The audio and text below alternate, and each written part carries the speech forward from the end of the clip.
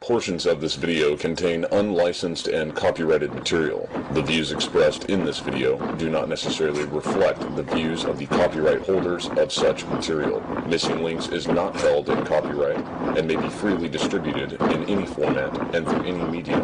No profits may ever be made from the sale or reproduction of this video.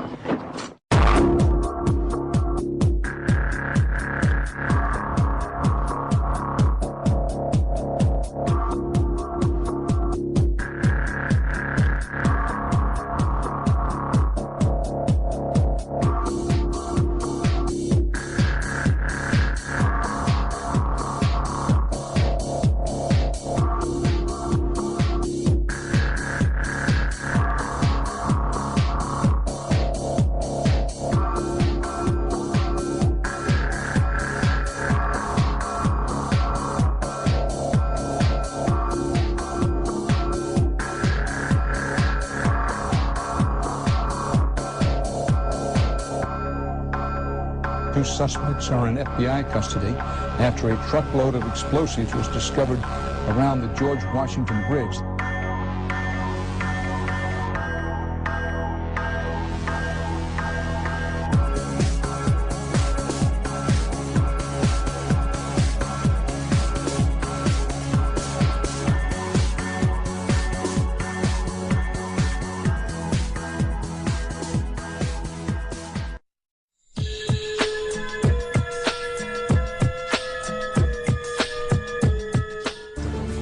El Afer Lavon fue una operación terrorista israelí en Egipto conocida como Operación Susana, en la que objetivos egipcios, estadounidenses y británicos fueron atacados con bombas israelíes en el verano de 1954. A principios de los años 50, Estados Unidos se acercaba amistosamente a Egipto e intentaba convencer a los británicos de que abandonasen el Canal de Suez después de controlarlo durante casi 20 años. El estado de apartheid de Israel no toleraría que los británicos se fueran del canal, y elementos dentro de Israel empezaron a planificar diversos ataques terroristas contra objetivos británicos, estadounidenses e israelíes. La culpa de estos ataques sería cargada sobre los musulmanes, para así incitar la ira de los estadounidenses y británicos contra el Islam y amargar las relaciones con Egipto. Este plan de una serie de autoatentados de bandera falsa fue bautizado con el nombre en código de Operación Susana. Un grupo de judíos egipcios fueron reclutados para llevar a cabo los ataques. Los judíos reclutados, residentes en Egipto, se denominaron los Sayanim. La primera bomba estalló el 2 de julio de 1954 en una oficina de correos de Alejandría. El 11 de julio las negociaciones anglo-egipcias fueron prorrogadas a pesar de que los británicos aseguraron a los israelíes que los egipcios no recibirían armamento. El 14 de julio los terroristas israelíes atacaron con una bomba las bibliotecas de la Agencia de Información de Estados Unidos en El Cairo y Alejandría. Sin embargo, ese mismo día, el detonador de una bomba de fósforo explotó inadvertidamente en el bolsillo de Philip Nathanson, uno de los terroristas israelíes, cuando entraba en el cine Rio de Alejandría, de propiedad británica. Nathanson fue detenido y su confesión provocó el desmantelamiento de la operación. Sin embargo, mientras se investigaba al grupo terrorista, los judíos provocaron incendios en dos cines de El Cairo, la oficina central de correos y la estación central de tren. Después de revelado todo el complot, los medios se dedicaron a tratarlo como una ridícula teoría de conspiración antisemítica. Estos ataques son una táctica común de los sionistas. Para más información sobre estas operaciones de bandera falsa, por favor, lee el libro del patriota judío estadounidense Jack Bernstein, La vida de un judío americano en el Israel racista y marxista. Este judío honesto y admirable fue asesinado por el Mossad israelí mientras los juicios sobre la trama llamaban cada vez más la atención del público egipcio. Israel fue obligado a intervenir para controlar la situación. Las autoridades de inteligencia israelíes declararon que las autoridades egipcias conocían de antemano los planes de los ataques y permitieron que se llevasen a cabo. Además, usaron como cabeza de turco al ministro de Defensa israelí Pinhas Lavon, echándole toda la culpa por los ataques y evitando así el desenmascaramiento del verdadero grupo dentro del Estado apartheid de Israel, que planificó la Operación Susana y varios otros ataques terroristas de bandera falsa. Pero esta no sería la última vez que el supuesto aliado y amigo de Estados Unidos, además de ser el mayor recipiente recipiente de ayudas económicas atacaría a los Estados Unidos de América. It looks like one of those scenes of an old building being purposely dynamited and blown up. Anybody who's ever watched a building being demolished on purpose knows that if you're going to do this, you have to get at the under infrastructure of a building and bring it down. The way the structure is collapsing, this was the result of something that was planned. It's not accidental that the first tower just happened to collapse and then the second tower just happened to collapse in exactly the same way. How they accomplished this, we don't know. El 8 de junio de 1967 hacía un día despejado con visibilidad total. Un día tan bonito que mientras el USS Liberty descansaba en aguas internacionales a 14 millas al norte de la península Sinai, los marineros tomaban el sol en la cubierta. Pero no iba a ser un día tan tranquilo como parecía. El 8 de julio también marcaba el cuarto día de la Guerra de los 6 días, que enfrentó a Israel con Siria, Egipto y Jordania. El USS Liberty se dedicaba a controlar electrónicamente la situación en Oriente Medio. Era un buque de carga que había sido convertido en una nave de escuchas por la agencia estadounidense NSA. Era la nave más sofisticada, única e identificable del mundo en su día, en la que destacaban docenas de antenas y equipos de la tecnología más avanzada de entonces, con capacidad para mantener contacto con el Pentágono en tiempo real las 24 horas. Además, en lo alto de un mástil del Liberty se alzaba una bandera estadounidense de 2 por 3 metros y se veían claramente las insignias del buque recientemente pintadas en proa y popa. El Liberty no llevaba armamento con la excepción de 4 ametralladoras. Estos detalles son importantes de considerar porque mientras el Liberty flotaba en aguas internacionales claramente identificable, fue sobrevolado una docena de veces por un escuadrón de aviones de guerra israelíes. Los aviones sobrevolaban a muy baja altura, a menos de 100 metros, tanto que los marineros que se bañaban en la cubierta saludaban a los pilotos israelíes. Como más tarde demostraremos, el comandante israelí del escuadrón de aviones no solo identificó al barco por radio como americano, sino que lo identificó específicamente como el USS Liberty. A pesar de que supiesen perfectamente de la identidad y actividad del Liberty, a las 14 horas, 3 de los cazas israelíes atacaron al Liberty con cohetes ametralladoras. Al principio destruyeron las antenas, sistemas de comunicación y perforaron la bandera estadounidense con múltiples agujeros. Enseguida, para identificar mejor al barco, alzaron otra bandera aún más grande, de más de 2 por 4 metros. A pesar de ello, el ataque israelí prosiguió y los aviones bombardearon al barco con el agente inflamatorio napalm, quemando vivos a los marineros a bordo del barco. Mientras sucedía el ataque, los operadores de radio a bordo transmitieron el SOS pidiendo al cese de las hostilidades y ayuda, pero ninguno de sus llamamientos de socorro se escucharon porque los israelíes habían bloqueado los 5 canales de radio del Liberty. Esto demuestra claramente que los atacantes sabían perfectamente a quién estaban atacando con anterioridad, ya que no es posible bloquear las frecuencias de radio de manera espontánea. Sin posibilidad de pedir ayuda y con 8 marineros ya muertos y otros 100 heridos, incluido el comandante. El Liberty se quedó a la deriva, sin defensas y aislado del resto del mundo. Pronto llegaron 3 lanchas torpederas israelíes. El barco ya en llamas fue atacado de nuevo con torpedos, matando a otros 25 marineros. Mientras bomberos y personal intentaban extinguir los incendios y salvar a su barco y a la tripulación, el Liberty fue repetidamente atacado con ametralladoras de aviones israelíes. Parecía inevitable el hundimiento, tanto que se dio la orden de abandonar el barco y la tripulación empezó a lanzar las balsas salvavidas. Los heridos fueron los primeros en ser puestos en las balsas salvavidas, que fueron ametrallados, a su vez, por los israelíes, que se aseguraron así de que nadie escapara.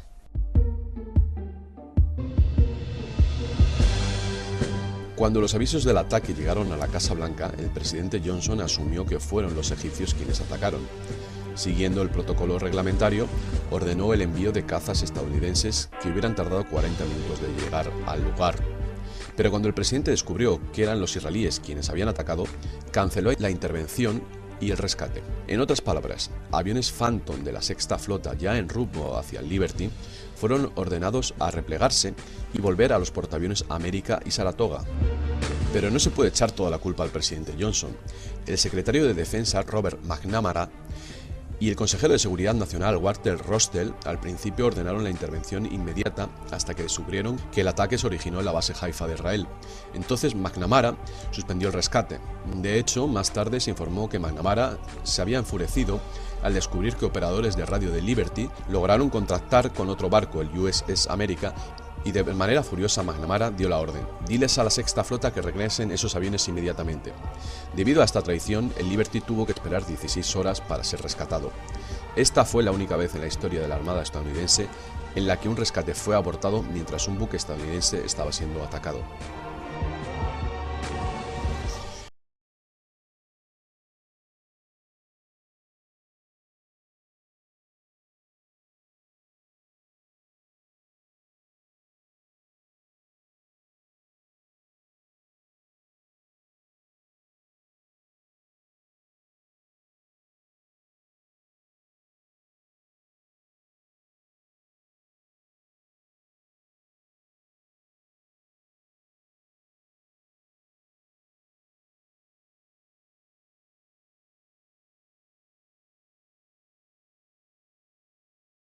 En total, el ataque al Liberty, un barco que apenas se movía ni tenía manera de defenderse, duró 2 horas, igual que el ataque a Pearl Harbor. 821 perforaciones, resultados de armamento pesado, se encontraron en el Liberty, procedentes de cohetes de aviones, artillería y torpedos, y más de 3.000 perforaciones procedentes de ametralladoras. Mucho más trágico es que los israelíes mataron a 34 estadounidenses y lesionaron a más de 170 en lo que fue la mayor pérdida de vidas de la Armada desde la Segunda Guerra Mundial.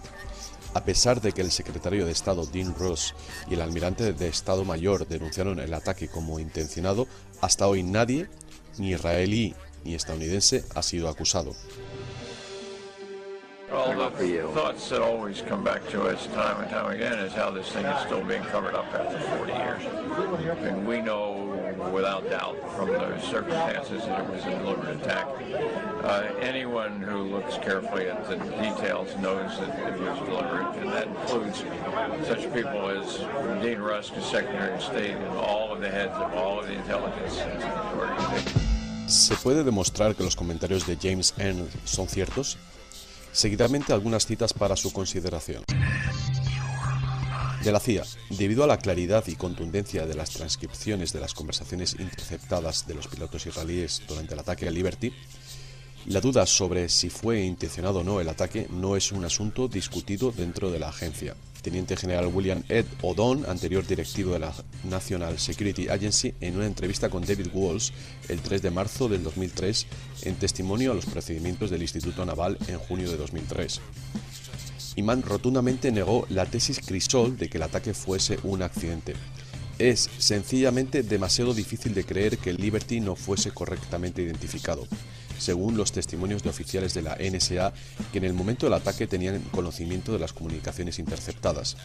Ningún oficial de la NSA negaba esta conclusión de que el ataque fue intencionado. El almirante de la Armada de Estados Unidos, Bobby Ray Inman, director de la NSA 1977-1981, declarando en los procedimientos de junio de 2003. Te puedo decir con total certeza, por las comunicaciones interceptadas, que ellos sabían que atacaban a un buque estadounidense. Oliver Kirby, anterior vicedirector de operaciones y producción de la NSA.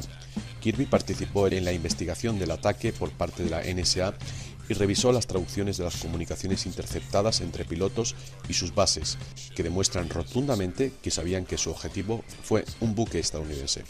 Kirby se considera el padrino de los programas de intercepción de los dos buques de escuchas USS Liberty y Pueblo. Entrevistas telefónicas con James Ernst y David Walsh para los procedimientos de fuego amistoso de junio de 2003. En un mensaje escrito a mano por el vicedirector de la NSA, Luis Tordella, el 26 de agosto de 1967, en reacción a la decisión del tribunal israelí de exonerar a los judíos de toda culpa por haber atacado al Liberty, dice en palabras textuales: "Un buen blanqueo para un grupo de gilipollas, ineptos, ignorantes y estúpidos".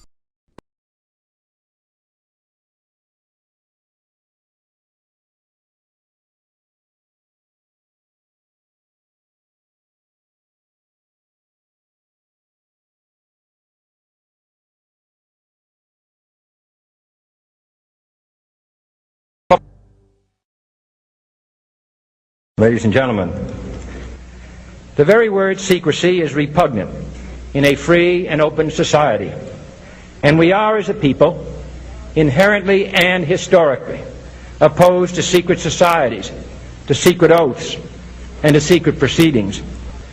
For we are opposed around the world by a monolithic and ruthless conspiracy that relies primarily on covert means for expanding its sphere of influence, on infiltration instead of invasion, on subversion instead of elections, on intimidation instead of free choice.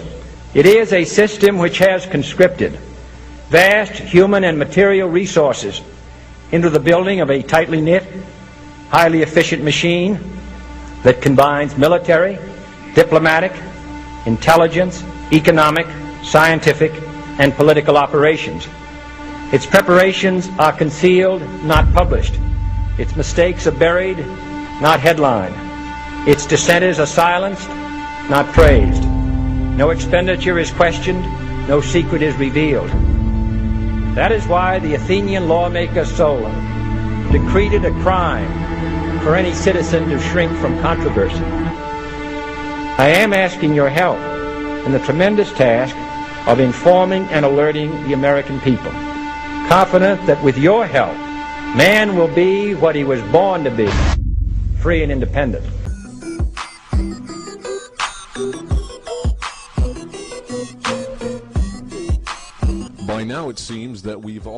Ya conocemos las muchas y variadas teorías de los acontecimientos del 11 de septiembre de 2001.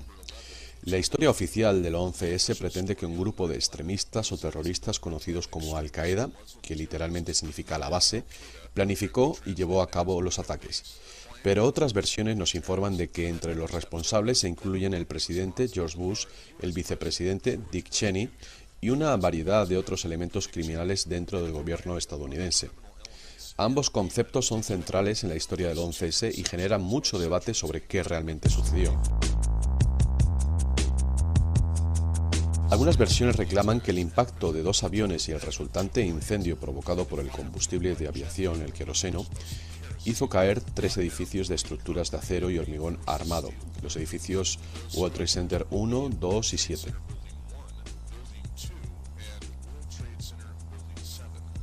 Otras versiones declaran que fueron demoliciones controladas hechas por explosivos previamente colocados dentro de los edificios, mientras otras hablan de armas de energía dirigida capaces de pulverizar los edificios. Otras posibilidades incluyen el uso de bombas nucleares en miniatura o dispositivos nucleares tácticos colocados en las bases de los edificios. Incluso se habla de imágenes falsas generadas para engañar al mundo entero.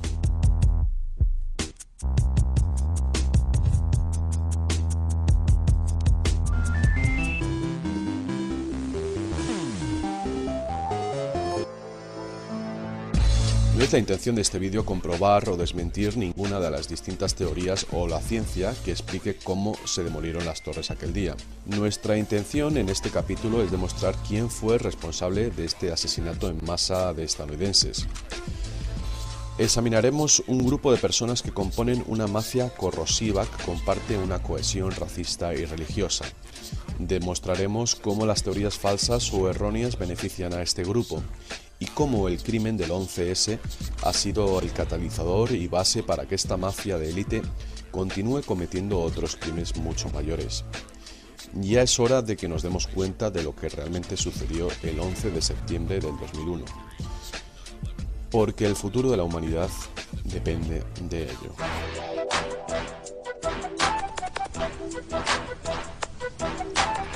Hay dos documentos fundamentales para entender la planificación de los acontecimientos del 11S. El primero se titula A Green Brick, una nueva estrategia para la adquisición del dominio, alias ACB-DOC.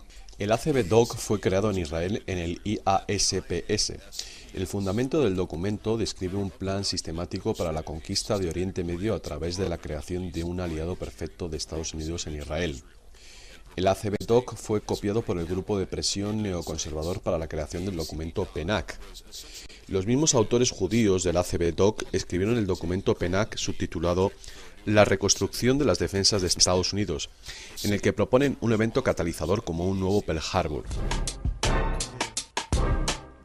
Al principio el PENAC se consideraba un think tank o grupo de presión republicano, pero más tarde se denominó como neocon o neoconservador. La realidad es que el término neocon es sencillamente otra capa de cebolla que encubre la red judía criminal. Mientras se siga llamando a la red cualquier cosa que no sea específicamente una red criminal judía, entonces su mayor poder, lo que es su cohesión racista, se mantendrá encubierto. El PENAC no fue un think tank neocon ni siquiera sionista, sino un think tank criminal judío. Esta red criminal existía mucho antes del sistema sionista. Por lo tanto, es apropiado y necesario que se refiera a ella como tal, es decir, la red criminal judía y no como sionismo, aunque a veces este término también se emplea. El PENAC está compuesto por varios personajes criminales, pero no te equivoques, su función principal es la de servir a los intereses de la mafia judía y el Estado terrorista de Israel. Algunos de los miembros del PENAC son Eliot Abrams, Paula Dobrionski, Robert Kagan, William Kristol, Richard Perle, Peter Rothman, William Snyder Jr. y Paul Wolfowitz. Los preparativos para el 11S no trataron solamente de cómo sería diseñado, sino cómo la energía resultante del enfado socioeconómico y emocional podría ser dirigida y utilizada en beneficio de la cábala criminal. La política estadounidense se convertiría en la política neocon.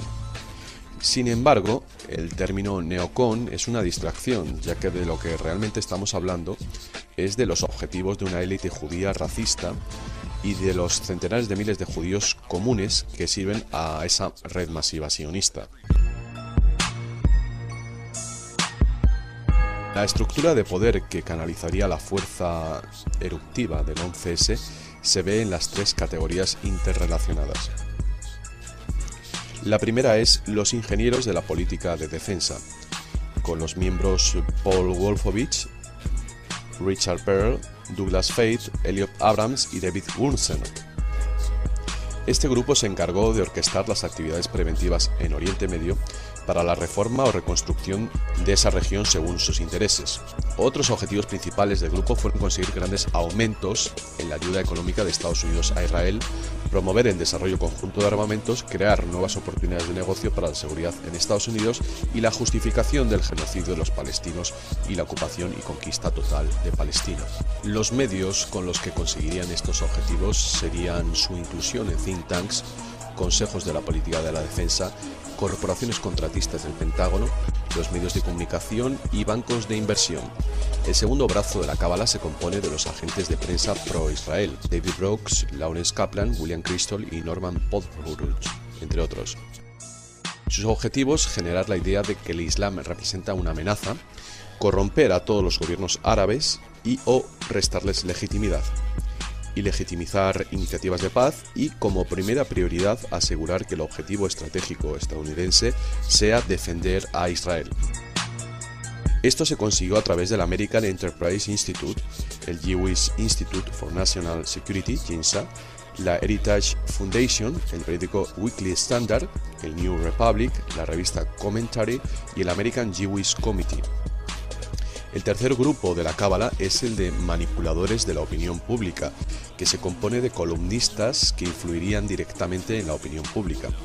Los principales protagonistas, entre otros, son Robert Kagan, Charles Krauthammer, Max Boot y William Safire. Sus principales objetivos: pintar a los defensores de Palestina como terroristas, crear vínculos entre el 11S y todos los gobiernos árabes, tachar de antisemita a todo crítico de Israel o a quien denuncia a los criminales judíos y hacer de los israelíes héroes en la mente del pueblo estadounidense, produciendo películas a favor de esta causa disfrazadas como entretenimiento. Él es el soldado israelí más heroico que el mundo jamás haya conocido. Su entrenamiento es letal, sus talentos legendarios. He is the greatest Israeli soldier the world has ever known. His training is lethal, and his skills are legendary.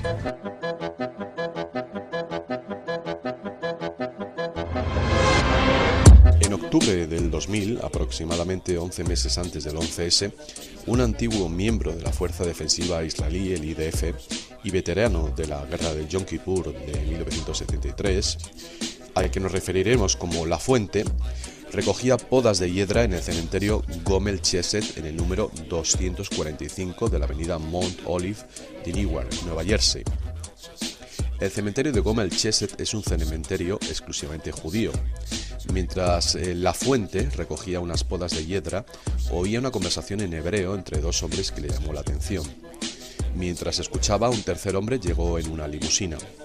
Las conversaciones que escuchaba no eran normales. El tercero en llegar dijo: "Los americanos aprenderán lo que es vivir con el terrorismo después de que los aviones golpeen a las gemelas en septiembre". Uno de los otros dos hombres expresaba su preocupación de que las próximas elecciones presidenciales en noviembre del 2000, entre Bush Cheney contra Gore Lieberman, podrían hacer necesario el cambio de planes.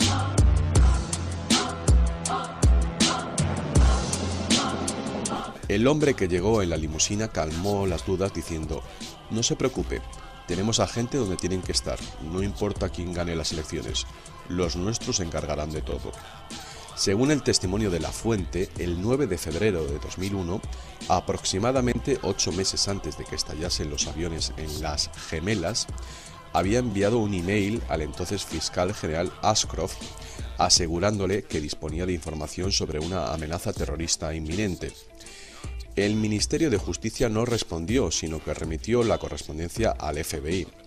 Más de un mes más tarde, el 28 de marzo de 2001, recibió respuesta de un agente del FBI, Arthur Radford Baker, que le informó de que si tenía información que compartir, debería ponerse en contacto con la comisaría del FBI en Newark, Nueva Jersey. La Fuente inmediatamente contactó con dos agentes del FBI de Newark que le dijeron que volverían a ponerse en contacto con él, pero no lo hicieron. La Fuente continuó llamando a la comisaría del FBI en Newark en un intento de pasar la información a la autoridad competente. Incluso quiso hacerlo en persona para asegurarse de que no se perdiese la información en la burocracia. También pedía garantías de protección por parte del FBI. Al aproximarse el mes de septiembre del 2001, La Fuente empezó a sentir mucha ansiedad y comenzó a actuar con urgencia porque, como explicaba en sus propias palabras, se nos acaba el tiempo. Como no recibió ninguna reacción por parte del FBI de Newark, decidió volver a escribir una carta al agente Baker el 21 de mayo del 2001, esta vez por correo. En esta carta, La Fuente reiteró que tenía información muy importante que debía compartir con el gobierno. Escribió que tendría que tener garantías de protección del FBI antes de divulgar todo lo que sabía. Por fin recibió una respuesta del agente Arthur Radford Baker el 26 de junio del 2001, ya menos de 3 meses antes de los ataques del 11S, y dos agentes por fin se presentaron en persona en su residencia.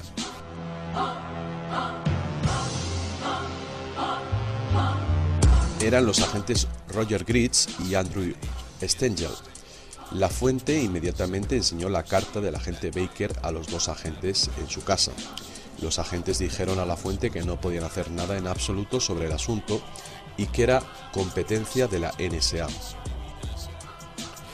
En otro informe sobre la empresa de comunicaciones israelí Amdocs, donde trabajaban varios de los 60 sospechosos detenidos inmediatamente después del 11S, se destacaba que la mayor parte de las llamadas realizadas con asistencia de operadora en Estados Unidos se realizan a través de Amdocs, y todas las historias y facturas de llamadas de todas las compañías de teléfono de Estados Unidos se hacen a través de Amdocs Limited.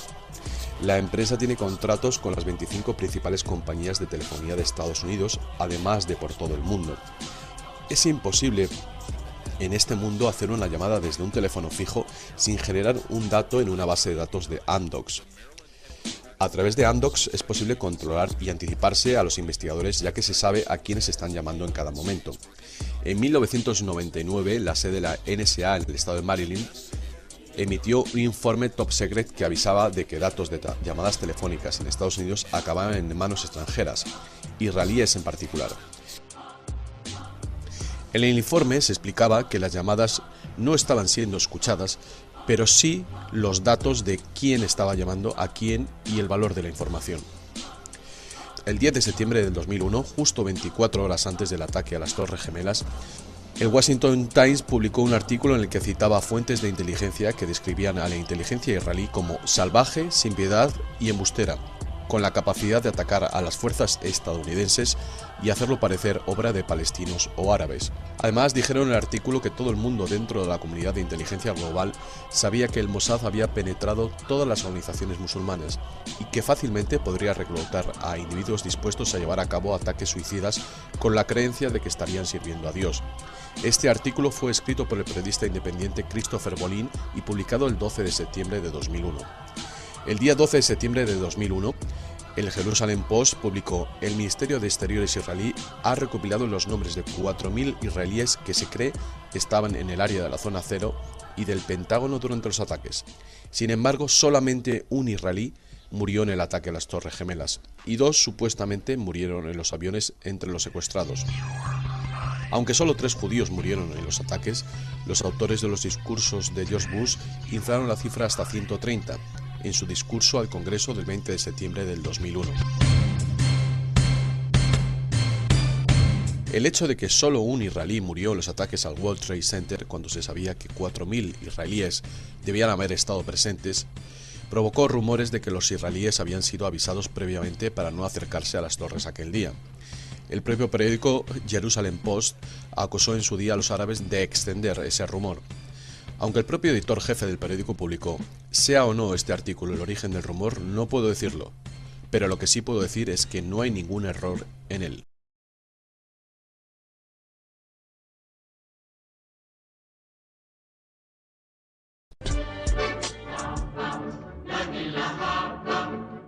Mientras el mundo entero lo veía en la televisión y se preguntaba cómo podía ser esto posible, 5 israelíes, más tarde identificados como agentes del Mossad, fueron vistos bailando con alegría mientras una de las Torres Gemelas se derrumbaba.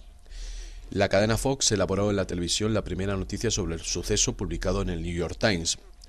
Ambos medios dieron muy pocos detalles sobre lo ocurrido, pero claramente informaron de que un grupo de 5 hombres habían situado cámaras de vídeo orientadas hacia las Torres Gemelas previamente al ataque del martes y fueron vistos dándose la enhorabuena después. La policía de Nueva Jersey recibió varias llamadas de vecinos furiosos quejándose de que hombres del Oriente Medio con una furgoneta blanca grababan un vídeo del desastre entre gritos de júbilo y burla. Los mismos hombres fueron vistos más tarde encima de una furgoneta blanca delante de las ruinas de la zona cero, burlándose de los destrozos. También hubo quejas por haberles visto saltando con júbilo en el Parque Liberty, y luego hubieron denuncias por haberles visto bailando en un tejado en Weehawken, de Nueva Jersey. And this is where I'm looking, and all of a sudden, down there, I see this van parked, and I see 3 guys on top of the van, and I could see that they were like happy, they didn't look shocked to me, they didn't look shocked. I thought it was very strange. We had received an all-points bulletin, and I just happened to see the van, and, hollered over to my lieutenant, I think that could be the van. We checked it out, and it was. We were all on edge, obviously, so I really wasn't looking to make friends with these people, and neither were the officers that I were with. Once we started talking to them, they were pretty much like, hey, we're not against you, we're with you. Otras personas los vieron festejando en un aparcamiento de Jersey City, y un testigo más declaró: parecían estar relacionados con los ataques, parecían saber de antemano lo que iba a pasar cuando estaban en el Parque Liberty State. Una llamada anónima provocó que las autoridades cerraran todos los puentes y túneles de la ciudad de Nueva York. La llamada al servicio de emergencia 911, el 112 en España, avisaba de haber visto a hombres con aspecto árabe manipulando lo que parecía una bomba en una furgoneta blanca rumbo al túnel Holland. Lo siguiente es la transcripción de la noticia en la cadena NBC. Tenemos a una furgoneta blanca con 2 o 3 hombres dentro. Parecen palestinos. Están dando la vuelta al edificio. Va rumbo al túnel Holland. Vi a un tipo mezclando algo dentro llevando un uniforme de esos blancos que llevan los árabes. La llamada parecía ser de un ciudadano sinceramente preocupado y posiblemente con razón. ¿Pero por qué dice específicamente que parecen palestinos? ¿Por qué o cómo distinguiría esa nacionalidad? Además, los palestinos suelen vestir con ropa occidental típica, no uniformes blancos que llevan los árabes. Debido a la llamada, la policía dio el aviso de estar alerta de una furgoneta blanca en o cerca de cualquier puente o túnel entre Nueva York y Nueva Jersey. La descripción de la furgoneta emitida por la policía fue esta: blanca, Chevrolet del año 2000, con un anuncio en la parte trasera que decía Urban Moving Systems. Se vio en el Parque Liberty State de Jersey City en el momento del impacto del primer avión contra el World Trade Center. 3 individuos con furgoneta se vieron después del primer impacto y la explosión consecutiva. El FBI de Newark requiere que se detenga la furgoneta y que los ocupantes sean detenidos e identificados. La furgoneta fue interceptada en el momento en el que entraba al puente George Washington hacia Nueva York, y los hombres de Oriente Medio palestinos fueron detenidos.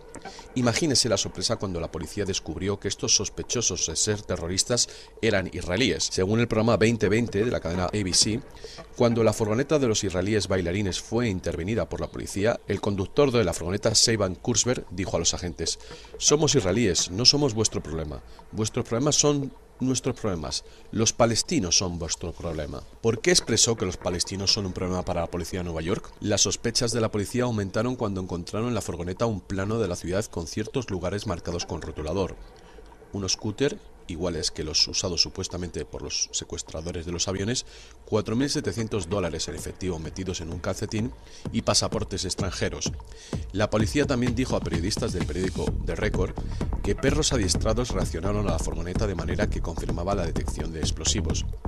El FBI requisó sus cámaras de fotografía y revelaron las fotos, una de las cuales mostraba al conductor, Seiban Kurzberg, encendiendo un mechero delante de las ruinas del World Trade Center entre gestos de júbilo. Más tarde, el Jerusalem Post informó que una furgoneta blanca con una bomba fue detenida en el momento en el que entraba en el puente George Washington, pero la identidad de los sospechosos no se reveló en este artículo. A continuación, la información correspondiente al artículo del 12 de septiembre de 2001. En la madrugada pasada, los servicios de seguridad estadounidenses detuvieron un coche bomba en el puente George Washington. La furgoneta, llena de explosivos, se detuvo en el momento en el que entraba en el puente. Las autoridades sospechan que los terroristas intentaban volar el principal viaducto entre Nueva Jersey y Nueva York, según informa la radio del ejército. Reported, unquote. 2 suspects are in FBI custody after a truckload of explosives was discovered around the George Washington Bridge. That bridge links New York to New Jersey over the Hudson River. Whether the discovery of those explosives has anything to do with other events today is unclear, but the FBI has 2 suspects in hand, said the truck load of explosives, enough explosives were in the truck to do great damage to the George Washington Bridge. La revista semanal judía Forward informó que el FBI había concluido que por lo menos 2 de los ocupantes de la furgoneta eran agentes de la inteligencia israelí, el Mossad. Además informó que la empresa Urban Moving Systems, que empleaba a los 5 israelíes, se trataba de una operación tapadera.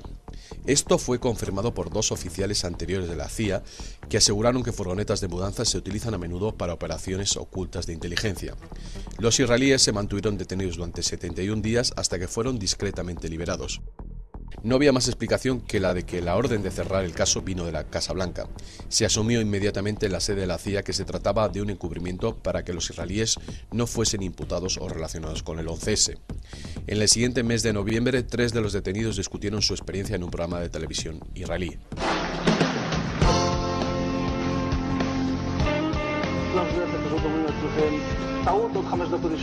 And at that point, we were taken for another round of questioning, this time related to our allegedly being members of Mossad. The fact of the matter is, we are coming from a country that experiences terror daily. Our purpose was to document the event. It has been more than 16 years since a civilian working for the Navy was charged with passing secrets to Israel. Jonathan Pollard pled guilty to conspiracy to commit espionage and is serving a life sentence. At first, Israeli leaders claimed Pollard was part of a rogue operation, but later took responsibility for his work. Now, Fox News has learned some U.S. investigators believe that there are Israelis again very much engaged in spying in and on the U.S., who may have known things they didn't tell us before September 11th. Fox News correspondent Carl Cameron has details in the first of a 4-part series. Since September 11th, more than 60 Israelis have been arrested or detained, either under the new Patriot anti-terrorism law or for immigration violations. A handful of active Israeli military were among those detained, according to investigators, who say some of the detainees also failed polygraph questions when asked about alleged surveillance activities against and in the United States. A highly placed investigator said there are, quote, tie-ins, but when asked for details, he flatly refused to describe them, saying, quote, evidence linking these Israelis to 911 is classified. I cannot tell you about evidence that has been gathered. It's classified information. Fox News has learned that one group of Israelis, spotted in North Carolina recently, is suspected of keeping an apartment in California to spy on a group of Arabs who the United States is also investigating for links to terrorism. Numerous classified documents obtained by Fox News indicate that even prior to September 11th, as many as 140 other Israelis had been detained or arrested in a secretive and sprawling investigation into suspected espionage by Israelis in the United States. Investigators from numerous government agencies are part of a working group that's been compiling evidence since the mid-90s. These documents detail hundreds of incidents in cities and towns across the country that investigators say, quote, may well be an organized intelligence gathering activity.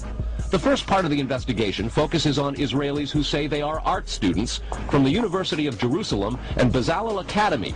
They repeatedly made contact with U.S. government personnel, the report says, by saying they wanted to sell cheap art or handiwork.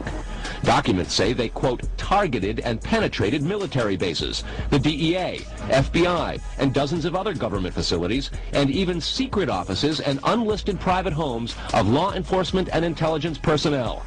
The majority of those questioned, quote, stated they served in military intelligence, electronic surveillance intercept, and/or explosive ordnance units. Another part of the investigation has resulted in the detention and arrests of dozens of Israelis at American Mall kiosks, where they've been selling toys called Puzzle Car and Zoomcopter. Investigators suspect a front. Shortly after the New York Times and Washington Post reported the Israeli detentions last month, the carts began vanishing. Zoomcopter's webpage says, we are aware of the situation caused by thousands of mall carts being closed at the last minute. This in no way reflects the quality of the toy or its saleability. The problem lies in the operator's business policies. Why would Israelis spy in and on the U.S.?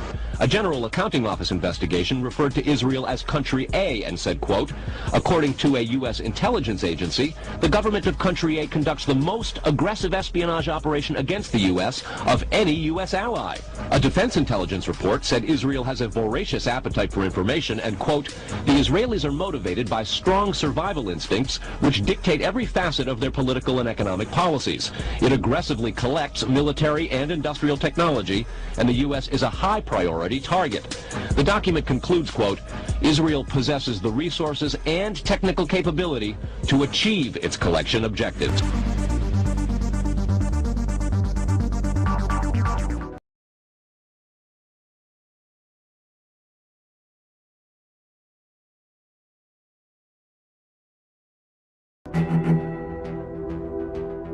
Las pruebas de que muchos israelíes habían sido avisados con anterioridad a los ataques del 11S aparecieron en un servicio de mensajería de Internet llamado Odigo. Estos casos de conocimiento previo de los ataques fueron tratados por los medios de comunicación estadounidenses, pero enseguida fueron olvidados. Por lo menos 2 empleados israelíes de Odigo en Estados Unidos recibieron avisos de un ataque inminente más de 2 horas antes de que estallase el primer avión. La sede de Odigo en Estados Unidos está solo a 2 manzanas del World Trade Center. Sin embargo, los empleados de Odigo no proporcionaron información a las autoridades en Nueva York, algo que pudo haber salvado miles de vidas. Odigo tiene un servicio que se llama People Finder, localizador de gente, que permite al usuario identificar y localizar a otras personas según datos demográficos, como por ejemplo la nacionalidad israelí. 2 semanas después del 11S, Alex de Mongus, el vicepresidente de Odigo, dijo: es posible que el aviso de ataque fuese remitido a otros miembros de Odigo, pero la compañía no ha recibido otros informes de recipientes del mensaje. La dirección IP de origen del mensaje se pasó al FBI y 2 meses después el propio FBI seguía investigando el asunto. No ha vuelto a haber ningún informe en los medios sobre el asunto desde entonces. Odigo, como muchas empresas informáticas israelíes, tiene su sede en Herzliya, Israel, una pequeña ciudad al norte de Tel Aviv, donde también está la sede del Mossad. Pocos días después del 11S, Odigo pasó a ser propiedad de otra compañía israelí llamada Converse. Después de menos de un año, 5 ejecutivos de esta empresa declararon ingresos de 267 millones de dólares en negocios. A través de capital de fondos de inversión israelíes, el Mossad crea y mantiene numerosas empresas informáticas y de software que hacen importantes negocios en Estados Unidos. Fundaciones y fondos de inversión patrocinadas por el Mossad financian a estas empresas israelíes, entre ellas Cedra Fund, Stage One Ventures y Veritas Venture Partners, entre otras. Como era de esperar, filiales de estas corporaciones únicamente incluyen empresas israelíes, como por ejemplo Odigo, la empresa que avisa a ciertos individuos de ciertos inminentes ataques.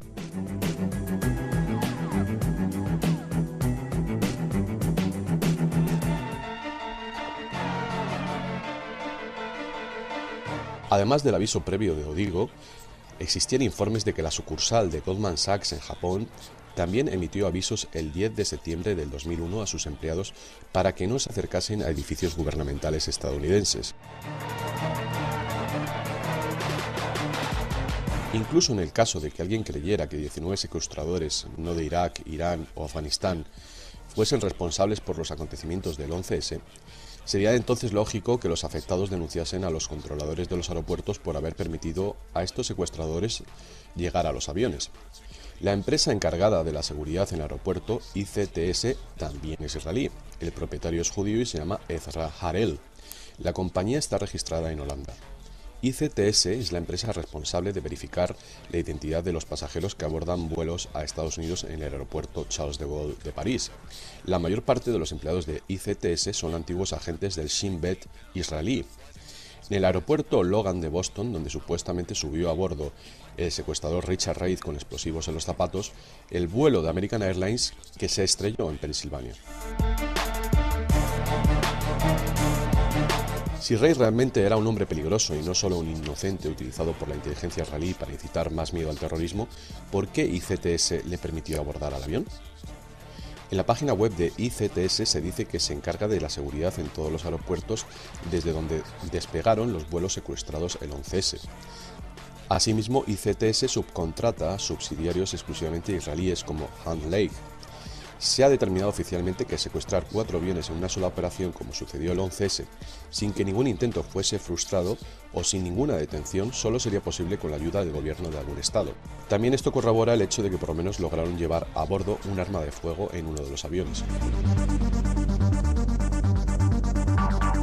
ICTS es la única compañía responsable de la seguridad de todos los vuelos afectados. Exagentes del Mossad pueden encontrar empleo en ICTS con otra identidad sin que lo sepa la dirección de la empresa. Otro indicio de complicidad por parte de ICTS es que pocas horas antes de que se votara en el Congreso la nueva ley patriota, tuvo que ser modificada para incluir un texto que declarara la inmunidad de compañías israelíes al ser denunciadas en relación con el 11S. Esta inclusión en la ley patriota tuvo lugar mientras George Bush todavía se resistía a la idea de que se abriera una comisión de investigación sobre el 11S, por lo que, enfrentados a un encubrimiento internacional, se les negaron los derechos más básicos de litigación a los ciudadanos. Gracias a esta estrofa en la ley patriota, ICTS nunca tendrá que revelar las cintas de vídeo de los aeropuertos o cualquier otro aspecto de las medidas de seguridad del 11S. Evidence linking these Israelis to 911 is classified. I cannot tell you about evidence that has been gathered. It's classified information. But investigators within the DEA, INS, and FBI have all told Fox News that to pursue or even suggest Israeli spying through Converse is considered career suicide. Un magnate inmobiliario israelí de Australia que aseguraba espacio comercial en el World Trade Center contra ataques terroristas canceló sus contratos pocos días antes del 11S. Thiem Incorporated abandonó sus oficinas antes de cumplir su contrato, sacrificando así $50.000 por incumplimiento del mismo. La corporación Thiem es mitad propiedad del Estado de Israel y la otra mitad de Israel Corp Thiem. Es una de las navieras más grandes del mundo. La mudanza de Thiem Incorporated del piso 17 de la torre norte del World Trade Center una semana antes del ataque le costó $50.000 a la empresa en indemnizaciones por ruptura de contrato. Mudaron sus operaciones a Houston, Texas, y el agente del FBI Michael Dick investigó concienzudamente esta mafia antes y después del 11S. Como otros investigadores, Michael Dick fue reasignado a otro trabajo por haber estado investigando esta red de actividad criminal judía por orden del entonces jefe de la División de Investigación Criminal del Ministerio de Justicia, Michael Chertoff, de nacionalidad doble estadounidense-israelí. El agente Michael Dick sospechó mucho que algo mal pasaba cuando Thing Incorporated decidió abandonar sus 10.000 metros cuadrados en el World Trade Center, abonando al propietario del inmueble $50.000 por incumplimiento de contrato. Según un documento de un agente NOC, Non-Official Cover de la CIA, una empresa de mudanzas israelí, a la vez que llevó a cabo la mudanza del Thing Incorporated, descargaba explosivos en las mismas oficinas desalojadas en la planta 17. Después del 11S, los superiores tanto de Michael Dick como del agente NOC recibieron la orden de Michael Chertoff de abandonar sus actividades y fueron asignados a Pakistán para investigar el secuestro del periodista Daniel Pearl del Wall Street Journal, y ahora realizan trabajos de administración en Washington. Según el agente NOC, Pearl fue asesinado porque se acercaba demasiado a la pista del dinero que financió el 11S. Además, confirmó que el mismo grupo que decapitó a Pearl en Pakistán es el que hizo las decapitaciones en Irak. La fuente añadió: las decapitaciones no fueron trabajo de Al-Qaeda. Destacaba también que Al-Qaeda no era más que una lista de traficantes, mercenarios, financieros y terroristas empleados por la CIA y la inteligencia de Arabia Saudita contra la ocupación soviética en Afganistán. Además, destacó que todos los secuestradores del 11S disponían de identificación falsificada. Algunos agentes se quejaron de que en el año 2000, agentes judíos impidieron una operación conjunta entre el FBI y la CIA en la ciudad de Fort Lee, Nueva Jersey, que investigaba a Mohamed Atta, quien más tarde sería uno de los secuestradores de aviones del 11S. El agente Doc confirmó que los israelíes en Nueva Jersey encubrieron al equipo de secuestradores del 11S. La investigación de los supuestos extremistas islamistas reveló que participaron en actividades en absoluto islámicas como el tráfico de drogas, prostitución de menores y tráfico de diamantes.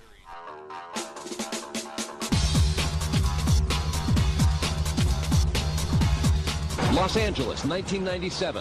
A major local, state, and federal drug investigation sours. The suspects, Israeli organized crime, with operations in New York, Miami, Las Vegas, Canada, Israel, and Egypt. The allegations, cocaine and ecstasy trafficking, and sophisticated white-collar credit card and computer fraud.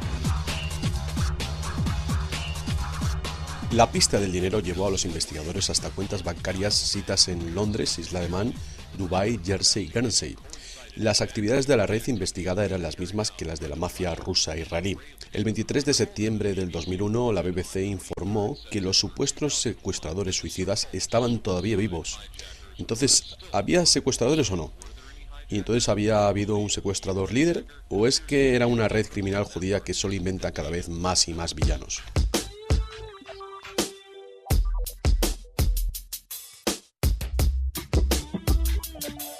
¿Quién se encargó de la exportación de los restos metálicos de las Torres Gemelas y la Torre 7? La empresa Metals Management, presidida por el judío Alan D. Ratner. La evidencia más vital para poder determinar cuál fue realmente la causa del colapso de las torres fue rápidamente destruida después de su venta a desguaces asiáticos. Metals Management es ahora parte del grupo Sims y Hugo Neu. Ratner vendió los restos de acero a empresas chinas. 50.000 toneladas de acero se vendieron a una empresa de Shanghái a $120 la tonelada. A Ratner, esta evidencia de la escena del crimen más grande de la historia de Estados Unidos solo le costó $70 por tonelada.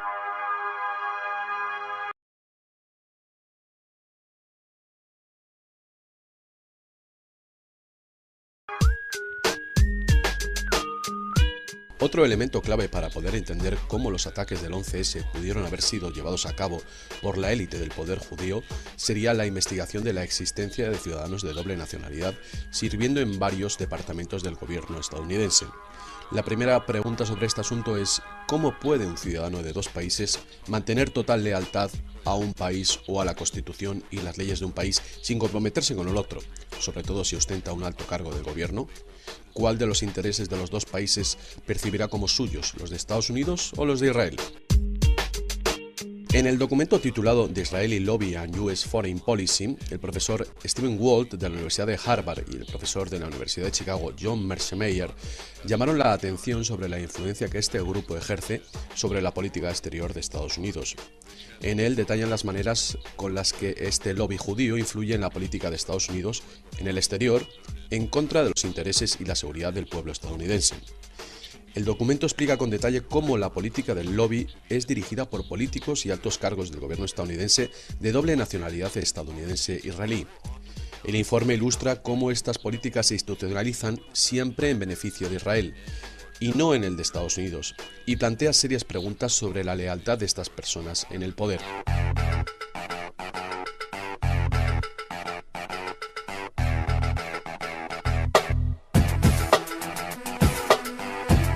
Unos ejemplos. Jonathan Pollard era ciudadano israelí-estadounidense que trabajaba para el gobierno de Estados Unidos. Es bien conocido porque robó más secretos del gobierno de Estados Unidos que cualquier otro espía en la historia del país. En uno de sus interrogatorios, Pollard confesó: «Doy prioridad a los intereses de mi país por encima de los míos propios». Pollard era un especialista en la inteligencia de la Armada con autorización para acceder a la información más secreta de Estados Unidos. Cuando Pollard dijo «en el interés de mi país», quiso decir Israel. Miles de personas en Estados Unidos con pasaporte estadounidense admiten tener más lealtad hacia el Estado de Israel. En muchos casos, estas personas votan en las elecciones israelíes, llevan uniformes israelíes y luchan en las guerras israelíes. Muchos participan en la confiscación de tierras palestinas y en el sistema político israelí. Otros ejemplos. El rabino Meir Kehan, fundador de la Jewish Defense League en los años 60, que luego migró a Israel y fue elegido para el Mossad hasta que fue asesinado en un mitin para la recaudación de fondos en 1990. El rabino nació en el barrio de Brooklyn de Nueva York y viajaba regularmente entre los dos países. Reclutaba a militantes estadounidenses judíos para participar en actividades en Israel contra palestinos.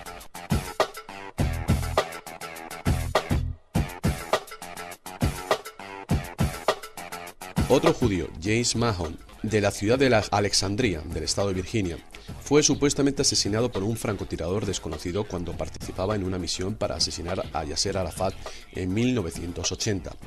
En el momento de su muerte llevaba en la mano una ametralladora estadounidense modelo M16 y en el bolsillo un pasaporte estadounidense. Alan Goldman, un judío estadounidense, abandonó su ciudad natal, Baltimore, en el estado de Maryland, y se fue a residir a Israel para servir en el ejército israelí. En 1982, armado con una ametralladora modelo Uzi, se acercó a la mezquita Al-Aqsa, el lugar más sagrado de Jerusalén, y emprendió fuego matando a 2 palestinos e hiriendo a docenas.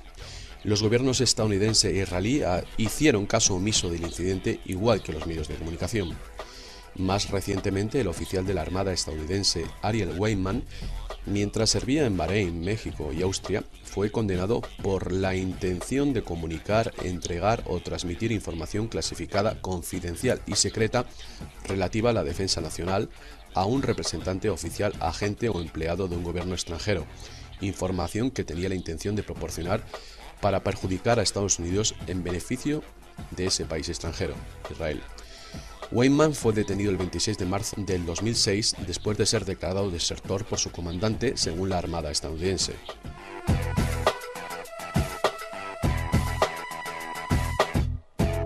El 22 de abril de 2008, Ben Ami Kadish, natural del estado de Connecticut y ciudadano israelí-estadounidense, que vivía y trabajaba en el estado de Nueva Jersey, fue detenido por pasar información secreta de la inteligencia estadounidense sobre los misiles Patriot a un agente israelí.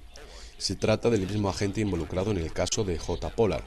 Fue condenado por actos de espionaje cometidos desde los años 80. Todas las acusaciones de sus actividades fueron denegadas por Israel. Oficiales israelíes instruyeron a Kadish para mentir a las autoridades estadounidenses. Estos son solo algunos ejemplos que nos hacen preguntarnos: ¿en qué punto un ciudadano estadounidense deja de ser ciudadano? ¿O debería dejar de ser un ciudadano estadounidense? La ley estadounidense antes estipulaba que la lealtad de un ciudadano debe ser hacia Estados Unidos. Un ciudadano estadounidense no debe luchar en un ejército extranjero o servir como alto cargo de un gobierno extranjero.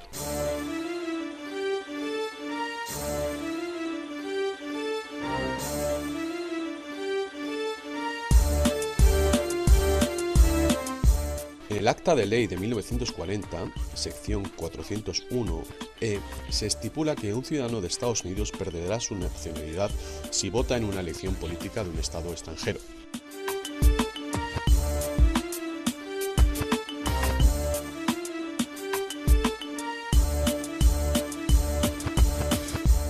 En 1958 esta ley se puso a prueba cuando un ciudadano estadounidense apellidado Pérez votó en unas elecciones mexicanas. Pérez fue repatriado a México provocando tensiones entre los dos países. Pero en 1967 un judío estadounidense, Beis Afroyim, recibió un beneficio legal que estableció un precedente para todos los judíos estadounidenses. Afroyim nació en Polonia en 1895, emigró a Estados Unidos en 1912 y adquirió la nacionalidad estadounidense en 1926. En 1950, a la edad de 55 años, emigró a Israel y se hizo ciudadano israelí. En 1951, Afroyim votó en unas elecciones israelíes y luego en 5 posteriores. Según la ley, Afroyim perdió su nacionalidad estadounidense. ¿Correcto? No.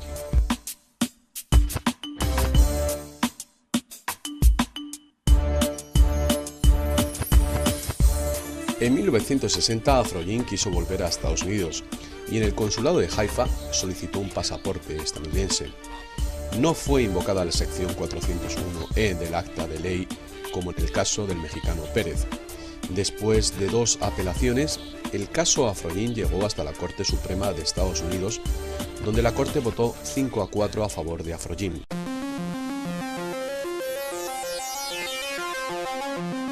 La Corte falló que el gobierno de Estados Unidos no tiene el derecho a denegar a un amigo su ciudadanía. Los jueces justificaron el tratamiento del caso Afroyim, opuesto al que recibió el de Pérez en 1958, porque Afroyim no demostró intención de perder su nacionalidad al votar en elecciones israelíes. Se supone que Washington mantiene una política de buena vecindad con México. Sin embargo, no permite que los mexicanos tengan doble nacionalidad y deben renunciar a su nacionalidad mexicana para obtener la ciudadanía estadounidense. Pero Estados Unidos, debido a la especial relación que mantiene con Israel, es cada vez más permisivo hacia los judíos estadounidenses y les permite la doble nacionalidad fácilmente. Además de permitirles ocupar puestos de altos cargos en el gobierno israelí, también les faculta ocupar puestos de altos cargos en el gobierno estadounidense. Ningún otro país es tan excepcional en cuanto a las leyes de ciudadanía estadounidenses. ¿Cuántas de estas personas con nacionalidad doble estadounidense-israelí podrían vulnerar la seguridad y soberanía nacional de Estados Unidos? La respuesta es muchas. Michael Mukasey, que fue designado fiscal general del Estado. Mukasey juzgó el caso de las demandas del propietario del complejo World Trade Center, Larry Silverstein, por las pérdidas ocasionadas en el 11S. Michael Chertoff, hasta hace poco el vicefiscal general en la División Criminal del Ministerio de Justicia y el jefe del nuevo más grande y más poderoso de todos, el Ministerio de Homeland Security, Seguridad de la Patria. Richard Perle, uno de los consejeros de política exterior de Bush y presidente del Consejo de la Política de la Defensa del Pentágono. Muy probablemente un agente del gobierno israelí, Perle fue expulsado del despacho del senador Henry Jackson en los años 70 cuando la NSA le descubrió entregando documentos clasificados de gran valor a la Embajada de Israel. Más tarde trabajó para la empresa de armamento israelí Soltan. Perle entró en el gobierno desde el think tank o grupo de presión israelí AEI. Perle fue uno de los más fervientes postuladores de la invasión de Irak en la administración Bush y ahora trabaja en los medios de comunicación. Paul Wolfowitz, anterior secretario de Defensa y miembro del Consejo de la Defensa del Perle en el Pentágono. Wolfowitz es socio íntimo de Perle. Tiene estrechos lazos con las Fuerzas Armadas israelíes. Su hermana vive en Israel. Wolfowitz surgió del lobby judío Ginza y fue el segundo más pro-guerra contra Irak después de Perle. Luego llegó a ser presidente del Banco Mundial, pero dimitió debido a la presión de algunos miembros por haber abusado de su poder en el banco.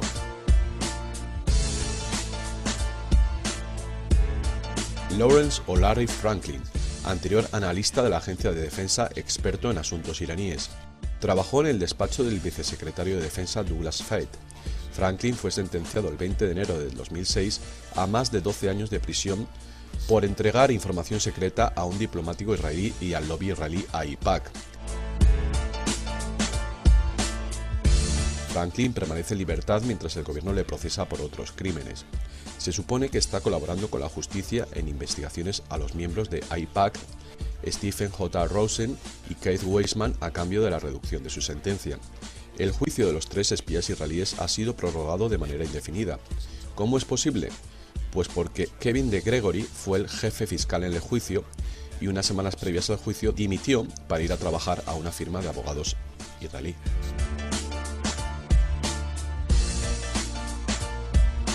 Douglas Feith, vicesecretario de Defensa y consejero de Política de Defensa en el Pentágono. Fue socio íntimo de Pearl y sirvió como consejero especial. Como Pearl y los demás, Feith es un extremista pro-Israel y constantemente promociona políticas antiárabes. Mantiene estrechos vínculos con el grupo sionista extremista ZOA, que es una organización muy criticada incluso por judíos. Feith frecuentemente da discursos en conferencias de la ZOA. Feith es presidente de una pequeña firma de abogados llamada Feith Incel, que tiene una única sede, en Israel. La página web de su propia firma indica abiertamente que Feith representa la industria armamentística de Israel. Feith también surgió del lobby judío Ginsar. Como Pearl y Wolfowitz, Feith se dedica a la continuación de la guerra proxy contra Irak, Irán y Afganistán. Feith fue investigado por el FBI por compartir información clasificada con Israel, ya que era el jefe de Larry Franklin cuando él fue arrestado por la entrega de documentos secretos a Rosen y Weissman del AIPAC. Debido a esto fue obligado a abandonar el Consejo de Seguridad Nacional. Además, fue objeto de investigación por parte del Comité de Inteligencia del Senado por el maquillaje de inteligencia para justificar la invasión de Irak.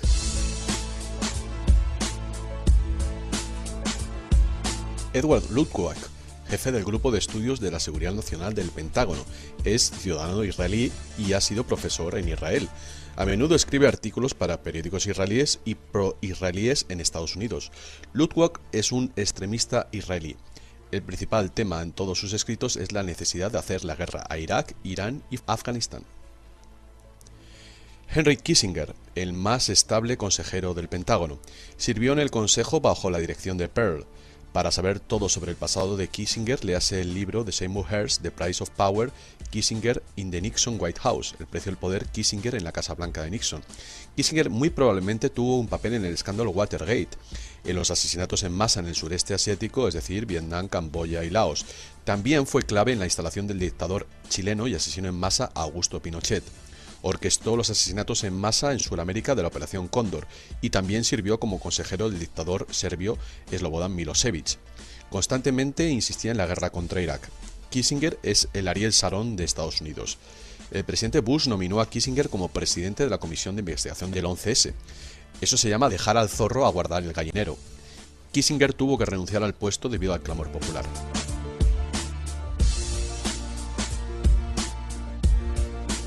Dov Zakheim es rabino y ciudadano israelí. Asistió al Colegio Judío de Londres y se hizo rabino en 1973. Fue profesor honorario en la Universidad Judía Nashiva de Nueva York. También es miembro del CFR.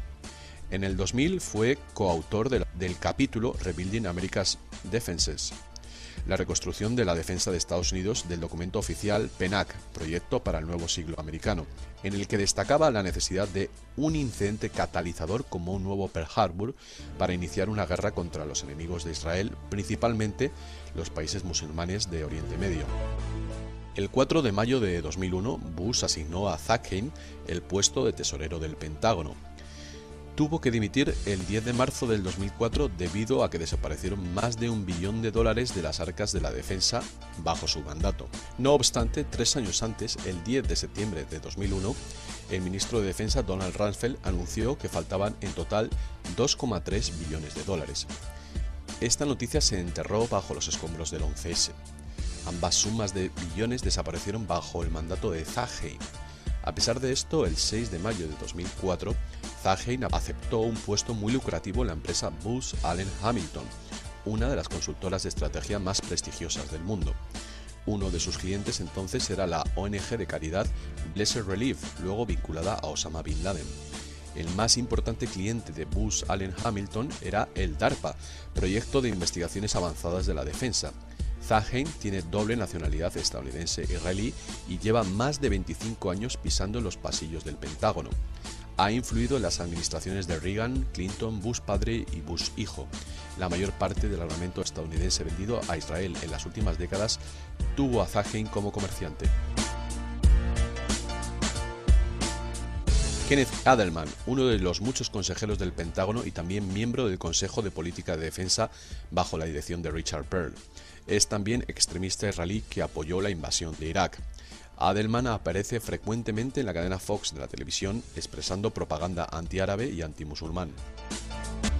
Debido a su racismo o ignorancia, en la cadena Fox, el 28 de noviembre del 2001, Adelman tachó a todos los árabes de antisemitas cuando, por definición, el pueblo árabe es semita.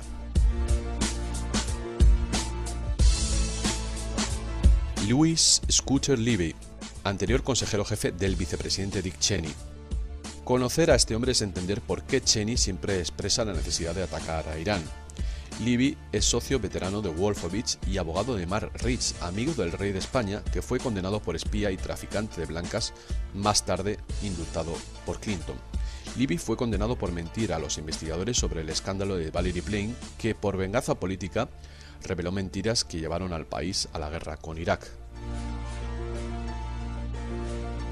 Robert Sadloff, consejero del Consejo de Seguridad Nacional, fue director ejecutivo del think tank Instituto de Estudios para la Política en Medio Oriente.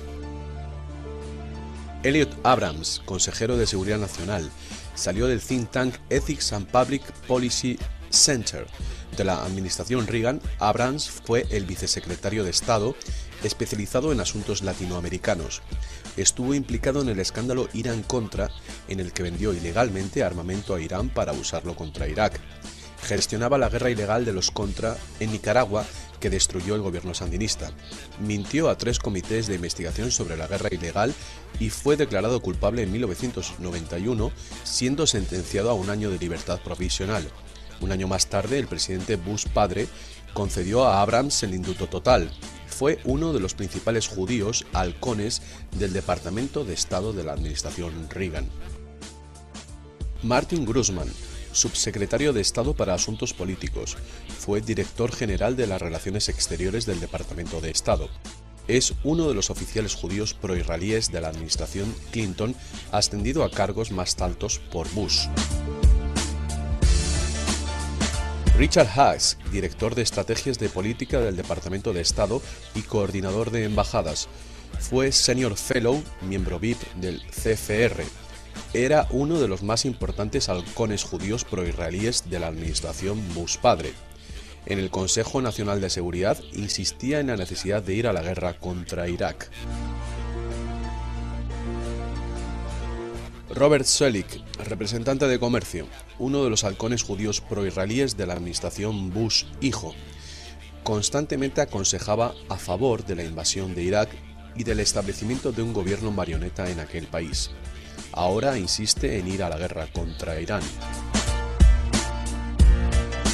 Ari Fleischer fue consejero en la Casa Blanca de la administración de Bush hijo. No se puede confirmar que tenga doble nacionalidad. Lo que sí está confirmado es que es parte del grupo judío extremista Chabad Lubavitch Hasidic, quienes practican estrictamente la cábala y mantienen opiniones extremistas e insultantes contra los no judíos. Era copresidente del Foro Judío de la Chabad. Recibió el premio de liderazgo joven de la ONG y lobby American Friends of Lubavitch en octubre de 2001. James Schlesinger, consejero en el Pentágono. También ocupa escaño en el Consejo de Defensa bajo mandato de Richard Perle. Es otro consejero extremista pro-Israel que apoyaba ir a la guerra contra Irak. Schlesinger también es comisionado en el Grupo de Estudios de Defensa en el Pentágono. David Frum, redactor de la famosa etiqueta del discurso de Bush, hijo, eje del mal. Frum fue quien conectó todos los puntos para justificar la guerra de Bush. Joshua Bolten, jefe diputado del Estado de la Casa Blanca. Era banquero y ayudante legislativo y prestigioso en la comunidad judía. John Bolton, anterior representante en la ONU y subsecretario de Estado para el Control de Armamento y consejero para la Seguridad Nacional. También es consejero mayor del presidente Bush. Era presidente mayor del think tank AEI. En octubre de 2002, Bolton acusó a Siria de tener un programa nuclear para justificar el ataque a ese país. Ello a pesar de que Israel posee centenares de cabezas nucleares. David Gurnsen, subsecretario para el Control de Armamento y Seguridad Internacional, asistente especial de John Bolton.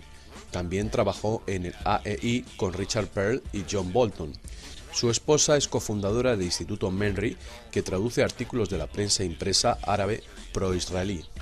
Elliot Cohen, consejero bajo el Consejo de Política de Defensa de Richard Perle, otro consejero pro-israelí extremista. Como Adelman, a menudo expresa opiniones ridículas sobre la comunidad árabe. Recientemente publicó un artículo en el Wall Street Journal en el que abiertamente expresaba su odio hacia el Islam, diciendo que el Islam es nuestro enemigo, no los terroristas. Sometimes the word neoconservative is used when what they really would like to say is Jew. They being people who use that kind of language. And as a Jew, I find it offensive. There are two things that are despicable about it.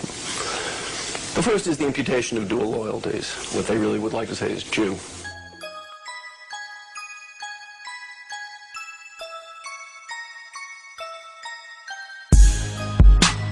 Mel Sembler, presidente del USA Export-Import Bank, anterior presidente de finanzas del Comité Republicano Nacional.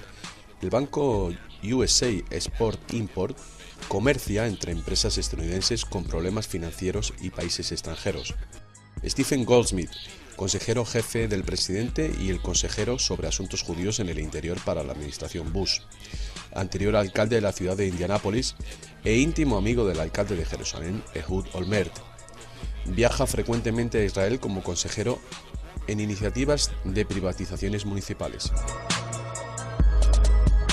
Otros individuos de doble nacionalidad estadounidense e israelí son Adam Goldman, delegado especial en relaciones de la Casa Blanca con la comunidad judía, Joseph Gilderhorn, delegado especial en relaciones de la Casa Blanca con la comunidad judía, fue jefe de finanzas de la campaña de Bush a la presidencia, anterior embajador en Suiza.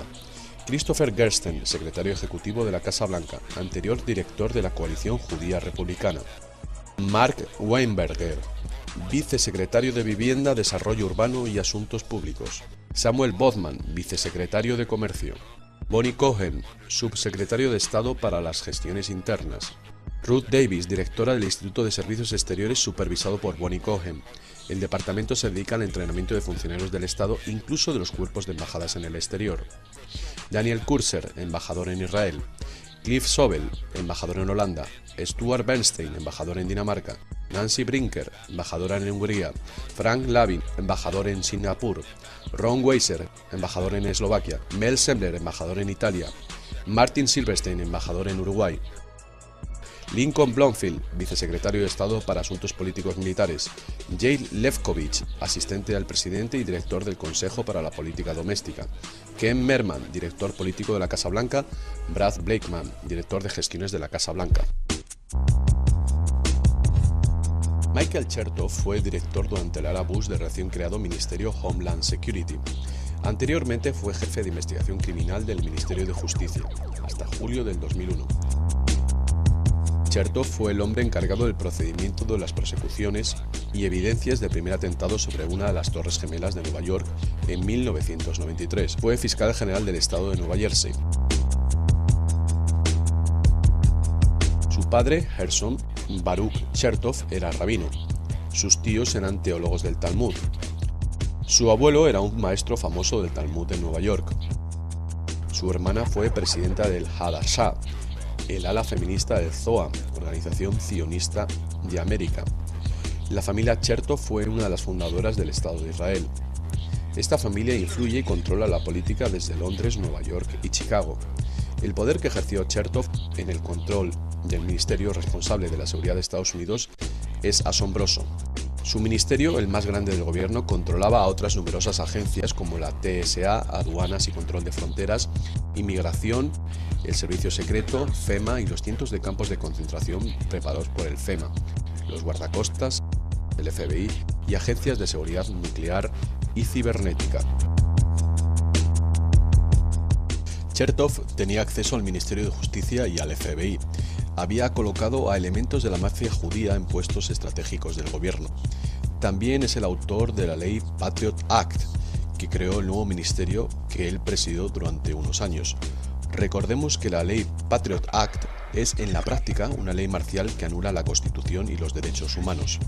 El anterior fiscal general, John Ashcroft, se supone que es el autor de la Patriot Act, pero no es así.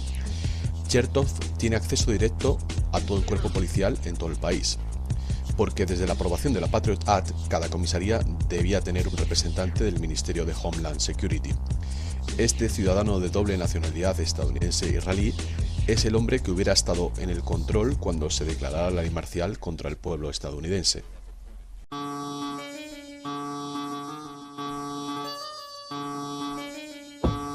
Nos adelantamos al año 2007 para analizar cómo la red judía criminal puede operar sin detección gracias a los agentes Sayanin.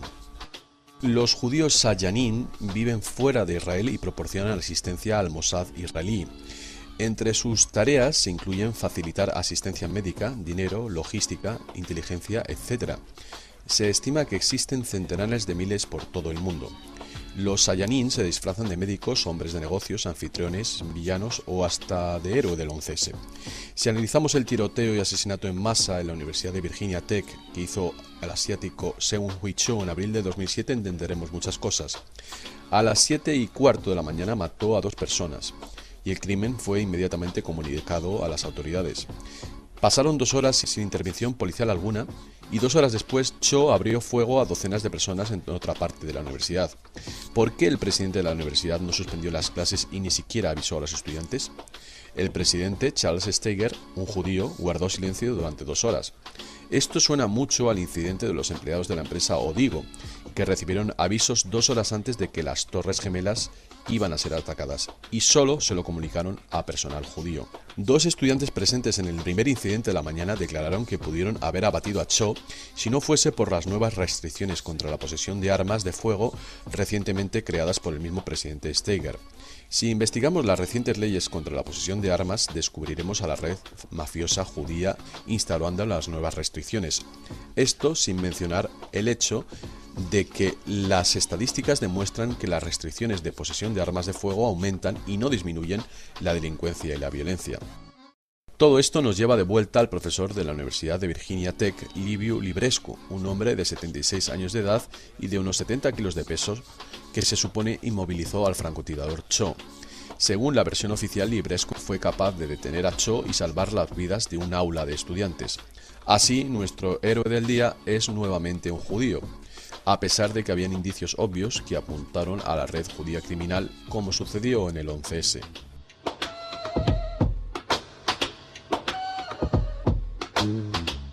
Y ahora, ¿quién es uno de los héroes del 11S? El pasajero del vuelo 93, Jeremy Glick, un judío. Supuestamente Glick lideró a los pasajeros del vuelo 93 para inmovilizar a los secuestradores del avión y hacerlo estrellar en la Pensilvania rural, evitando así que lograse su objetivo. Sin embargo, informes de testigos presentes, información de oficiales y evidencia fotográfica indican claramente que el avión fue abatido por un misil. Por lo tanto, de estos 3 judíos que murieron el día del 11S, uno llega a ser milagrosamente el héroe del día. Si lo unimos al héroe de la Universidad Virginia Tech, es desde luego más que casualidad.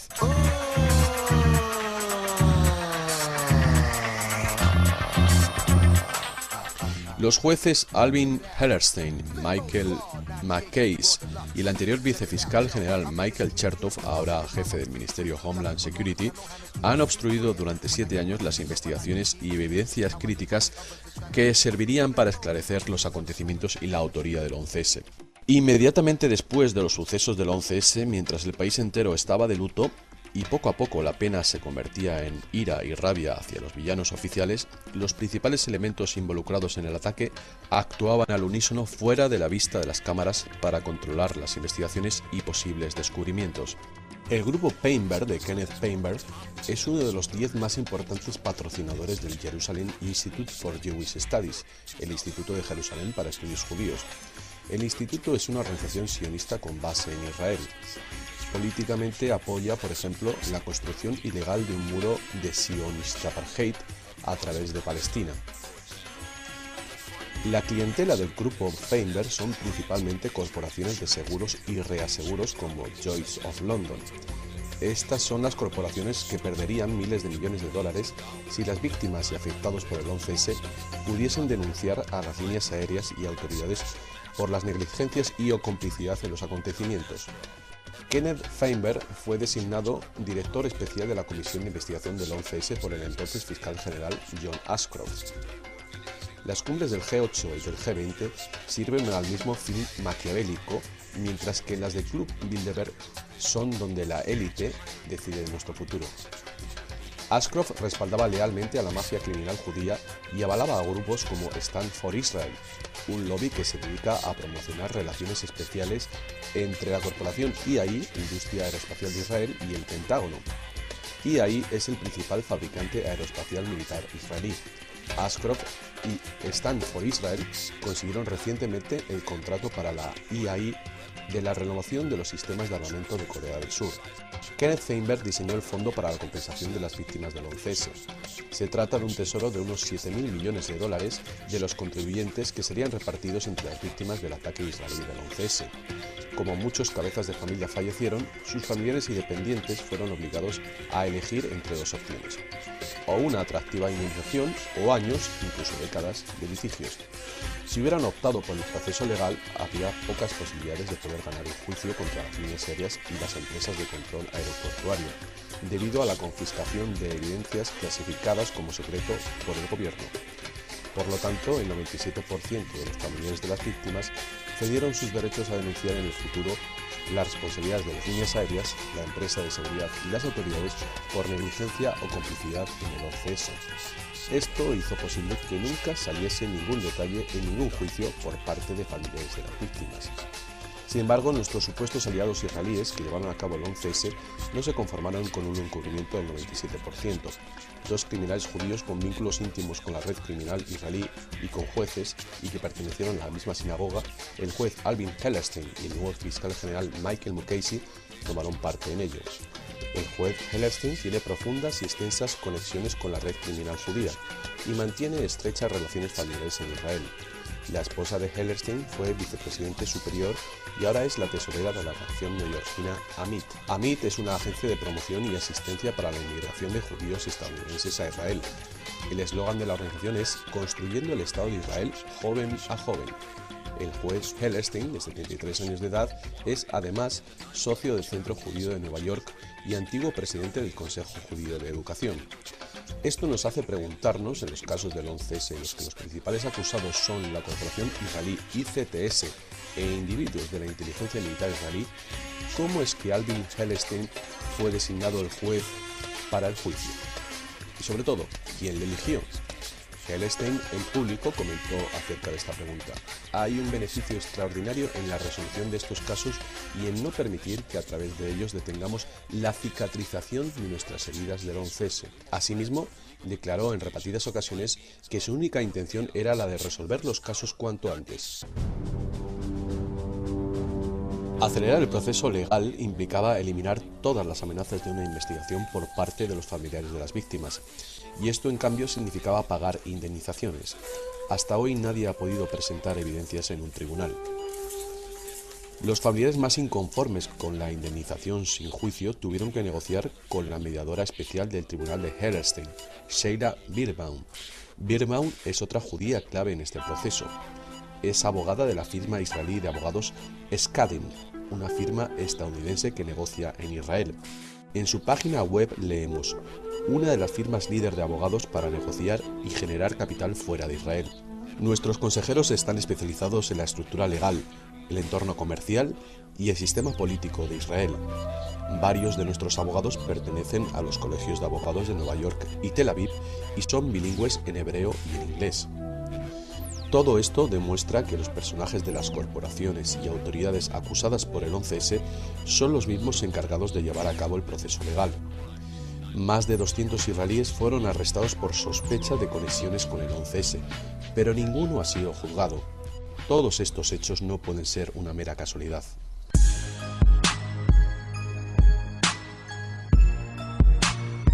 Los principales individuos responsables de la privatización del complejo World Trade Center de más de 3 millones de metros cuadrados de oficinas, muy poco antes de su total destrucción, son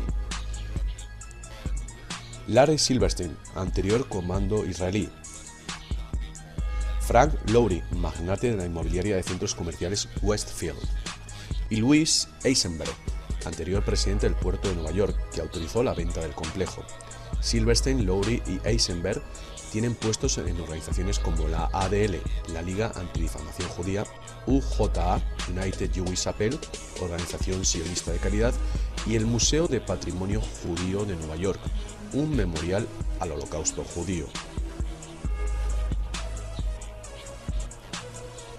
Silverstein es el anterior presidente de UJA. La organización recauda centenares de millones de dólares cada año para una red de agencias judías en Estados Unidos e Israel. Eisenberg, que fue vital en la adquisición del World Trade Center por parte de Silverstein, pertenece al consejo de la UJA. Eisenberg vendió a Silverstein los derechos del World Trade Center para 99 años. Solo 6 semanas antes de que el World Trade Center fuese destruido, el puerto de Nueva York, bajo dirección de Eisenberg, cerró el contrato con Silverstein. Además, Silverstein es quien construyó el edificio World Trade Center 7, que colapsó misteriosamente 8 horas después de las Torres Gemelas. El rascacielos no fue afectado por el impacto de ningún avión. Los derechos del espacio comercial del World Trade Center pertenecían a la inmobiliaria Westfield de Frank Lowery. Lowery, natural de Eslovaquia, anterior comando israelí, inmigró a Australia en los años 50. Lowery adquirió los derechos del centro comercial subterráneo del World Trade Center de 200.000 metros cuadrados. Hoy día, Lowery y sus 3 hijos controlan la corporación Westfield, uno de los más importantes operadores de centros comerciales en Estados Unidos y en el mundo. El periódico Sydney Morning Herald describe a Lowery como un hombre hecho a sí mismo con fuertes intereses en el Holocausto y en la política israelí. La corporación SPC de Dov Zakheim produce el sistema de terminación de vuelo CTS. Es muy probable que los aviones secuestrados del 11S fuesen teledirigidos. Aunque suene a ciencia ficción, esta tecnología ya existe desde hace décadas. Funciona en una situación de emergencia en la que los controles del piloto y copiloto se desactivan y los controladores de tráfico aéreo pueden tomar el control del avión y aterrizarlo desde la torre de control del aeropuerto.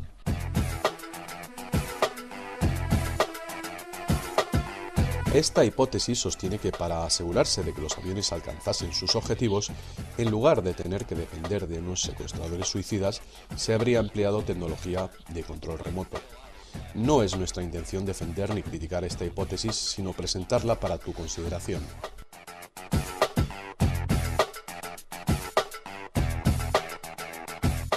La empresa de Zakheim SPC produce la tecnología más sofisticada en este campo. Estos sistemas de SPC permiten a un solo controlador de tráfico aéreo pilotar hasta 8 aviones simultáneamente, incluso desde otro avión. SPC comercializa la tecnología CTS para tomar el control de un avión ya en vuelo y aterrizarlo. Es decir, la función de un sistema CTS es la de secuestrar el avión de un secuestrador de avión. El sistema CTS puede ser integrado con otros sistemas producidos por la corporación SPC para controlar hasta 8 vehículos simultáneamente. Desde luego, la consideración de esta hipótesis tendría que ser parte de cualquier investigación sobre el 11S. En el contexto del 11S, recordemos que el rabino Dov Zakheim fue director ejecutivo jefe de SPC hasta que el presidente Bush le asignó el puesto de subsecretario de Defensa y tesorero del Pentágono. El rabino Zakheim se hizo famoso por las cuentas sin fondo del Pentágono, de las que desaparecieron billones de dólares. Ojalá tuviera tanta fama por su autoría del documento Reconstruyendo la Defensa de Estados Unidos, Estrategias, Fuerzas y Recursos para un Nuevo Siglo, publicado en septiembre del año 2000 por el Proyecto para un Nuevo Siglo Americano, PENAC. En la página 51 del documento se declara: el proceso de transformación de la defensa, incluso en el caso de cambios revolucionarios, tardaría mucho tiempo, salvo en caso de algún incidente catastrófico y catalizador como un nuevo Pearl Harbor.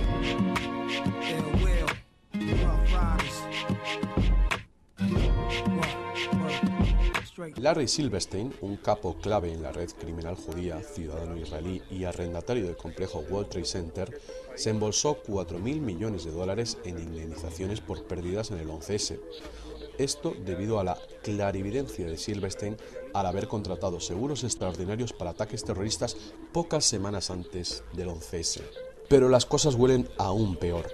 La empresa Pitek suministra al Mossad israelí acceso a las redes informáticas más importantes del gobierno de Estados Unidos. Y es que el 11S también fue un delito informático. La infraestructura de reacción y defensa en respuesta a secuestros hubiera funcionado si no fuese por el hecho de que la mayor parte de los sistemas informáticos estaban en control de Pitek.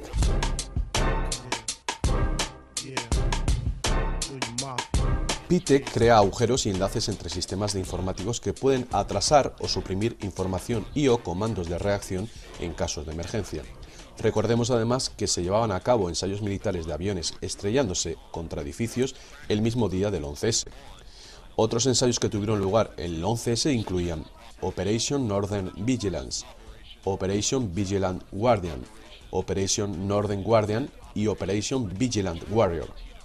El productor y presentador de un programa de investigación de la televisión WBZ, Joe Bergantino, fue obligado a cancelar una investigación que su equipo llevaba a cabo durante meses sobre una empresa de software vinculada a grupos terroristas. Bergantino fue obligado a cancelar la emisión del programa por razones de seguridad nacional. A mediados de junio de 2001, Bergantino recibió una pista por parte de un cliente de Pitek en Nueva York en el sentido de que la empresa de la ciudad de Quincy, del estado de Massachusetts, mantenía relaciones con terroristas. Pitek está especializada en software que maneja el contenido de información de redes informáticas. La investigación de Bergantino reveló que entre los clientes de Pitek había varias agencias del gobierno de Estados Unidos, incluyendo el Ejército, las Fuerzas Aéreas de la Armada, el Congreso, el Ministerio de Energía, la Administración Federal Aérea y el Servicio de Recaudación de la Renta, la OTAN, el FBI, los servicios secretos e incluso la Casa Blanca. A primera vista, Pitek parece ser una empresa financiada por saudíes y árabes.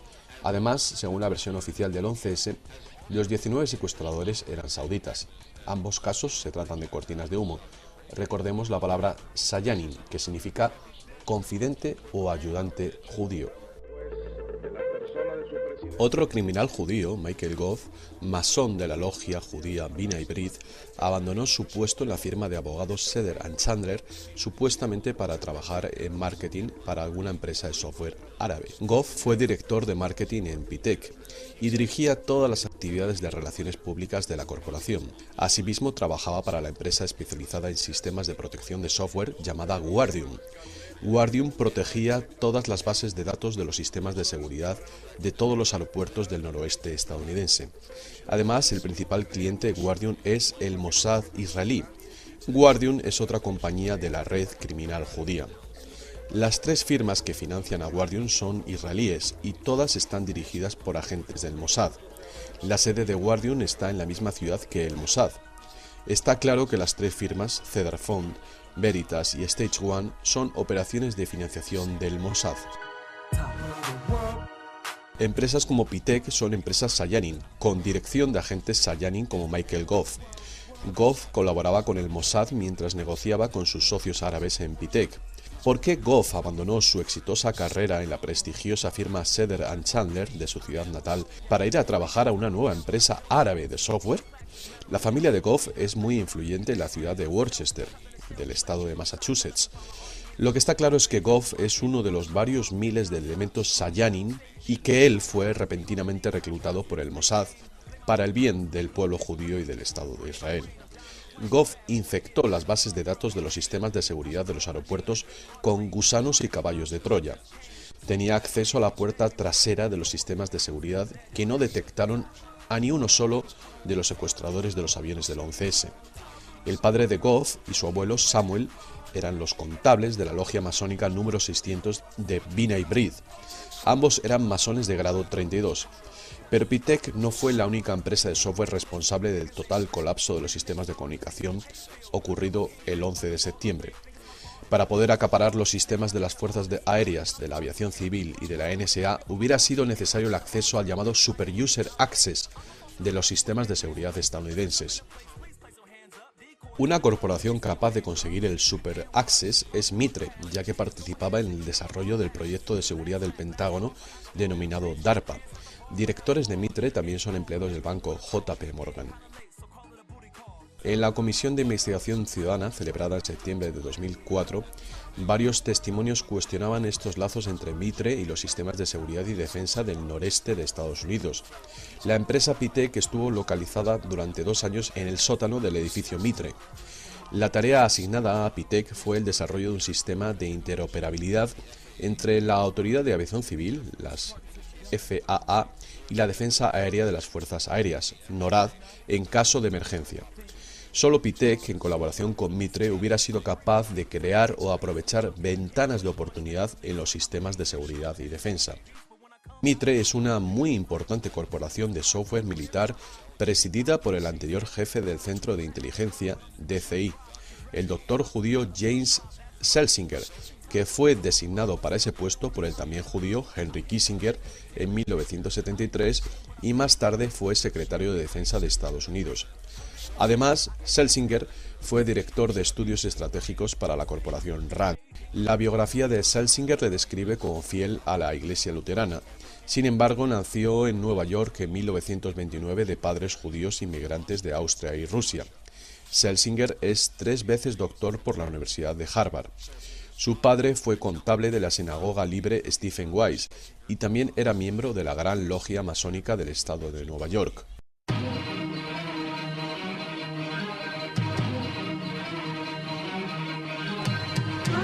El 17 de octubre del 2001, el periódico Mercury de la ciudad de Filadelfia informó que 2 hombres habían sido arrestados con vídeos muy detallados de la Torre Sears de Chicago.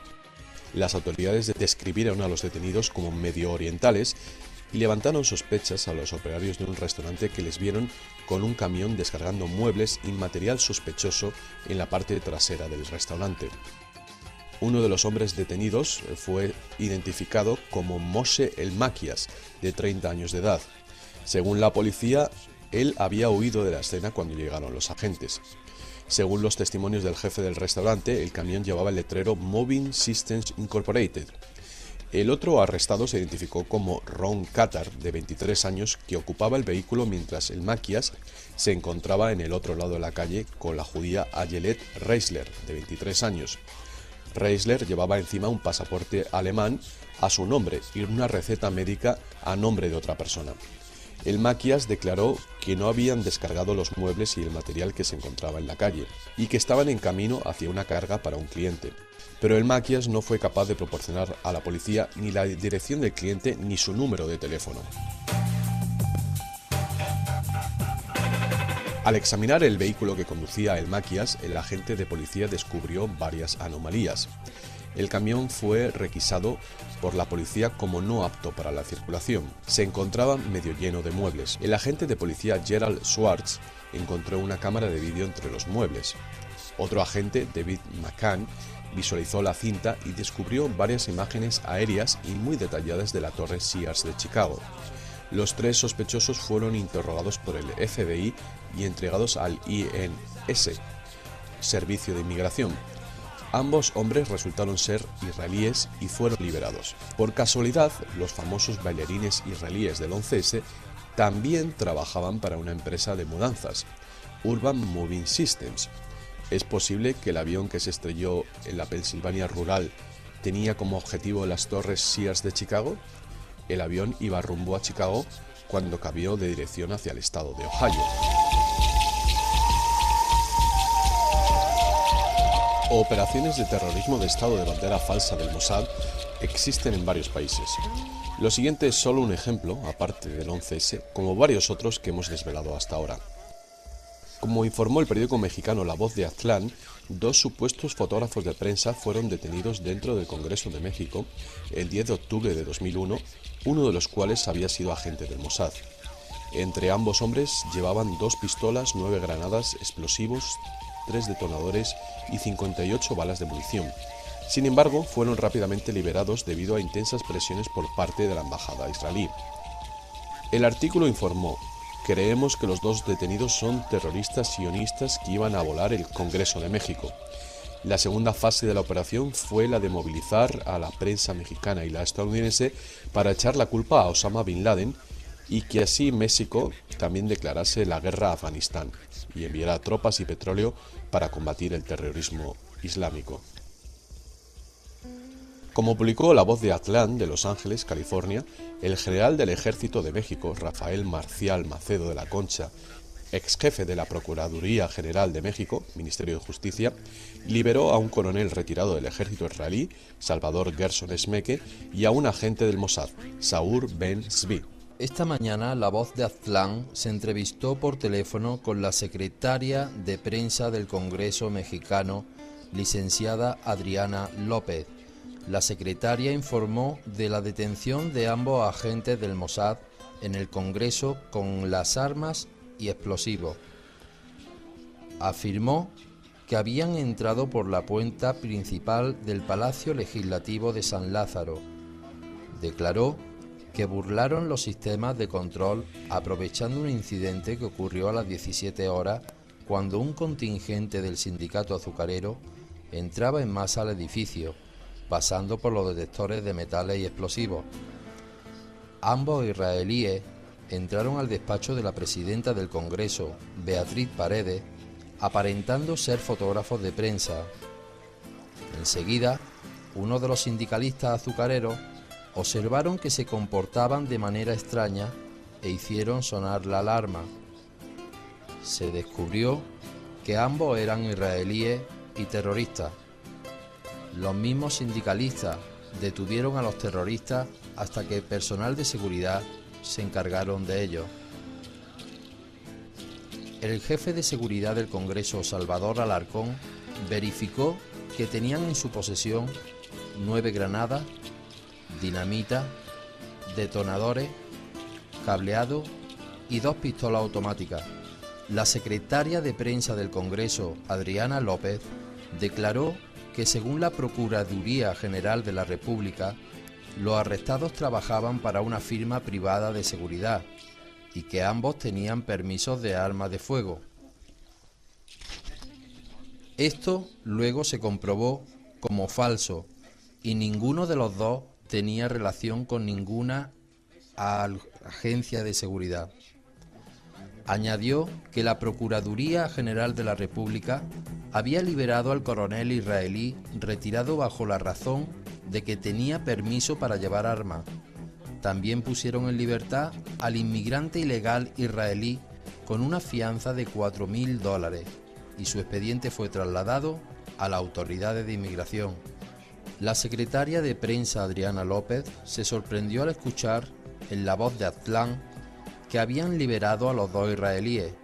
Declaró que su liberación habrá sido tramitada por evidentes razones diplomáticas.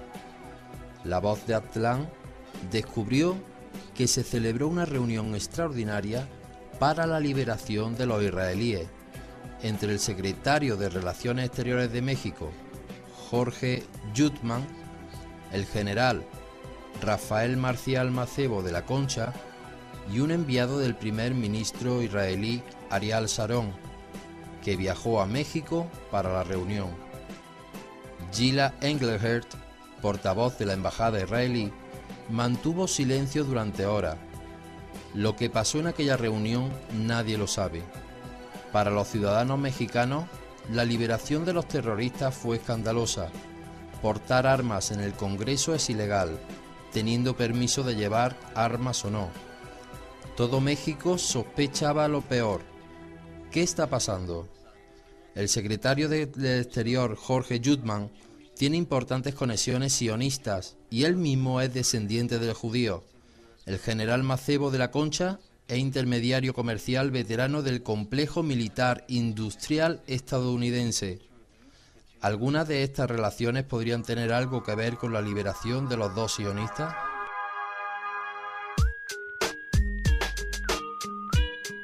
El antiguo presidente de Italia, Francesco Cossiga, quien reveló la existencia de la Operación Gladio, declaró en el periódico más prestigioso de Italia que el 11S fue llevado a cabo por el Mossad y que es un hecho conocido entre las agencias de inteligencia de todo el mundo. Estas son sus palabras en el periódico Corriere della Sera. Todos los servicios de América y Europa saben bien que el catastrófico ataque fue planificado y llevado a cabo por el Mossad con la ayuda del mundo sionista para acusar a los países árabes y justificar la intervención occidental en Irak y en Afganistán.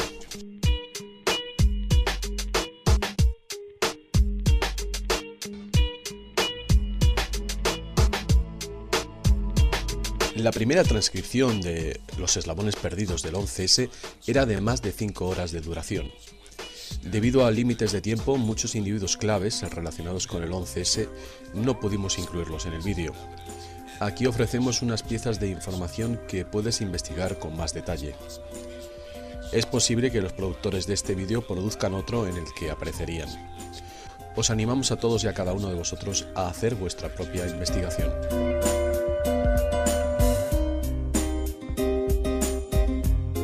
Jack Abramov entretuvo a bordo de su yate al supuesto secuestrador Mohamed Atta. Recuerda que el motivo de este vídeo es ilustrar cómo personajes como Atta o Osama Bin Laden son meramente cabezas de turco y distracciones inventadas por la red criminal judía. La siguiente es una lista resumida en breve de otros personajes judíos que participaban o se beneficiaron del 11S. Yasser Harel, judío kosher, fundó el Mossad y lo dirigió desde 1947 hasta 1963. Fue director del Shin Bet desde 1948 hasta 1952. Durante su carrera como terrorista judío participó en asesinatos como el de John Fitzgerald Kennedy. La famosa película del asesinato de JFK fue grabada por el judío Abraham Zapruder y sirvió como aviso a quien pensara retar a la mafia judía. No fue ningún accidente que un judío fuese quien captó el asesinato en vídeo. Estaba avisado. Pero el tema de la participación de la mafia judía en el asesinato de JFK es para otro vídeo. Yasser Harel declaró en 1979: el edificio más alto de Nueva York será golpeado por terroristas porque es un símbolo fálico. Esta predicción de Yasser Harel se encuentra en un libro de Michael Evans, un judío khazar que va de cristiano evangelista.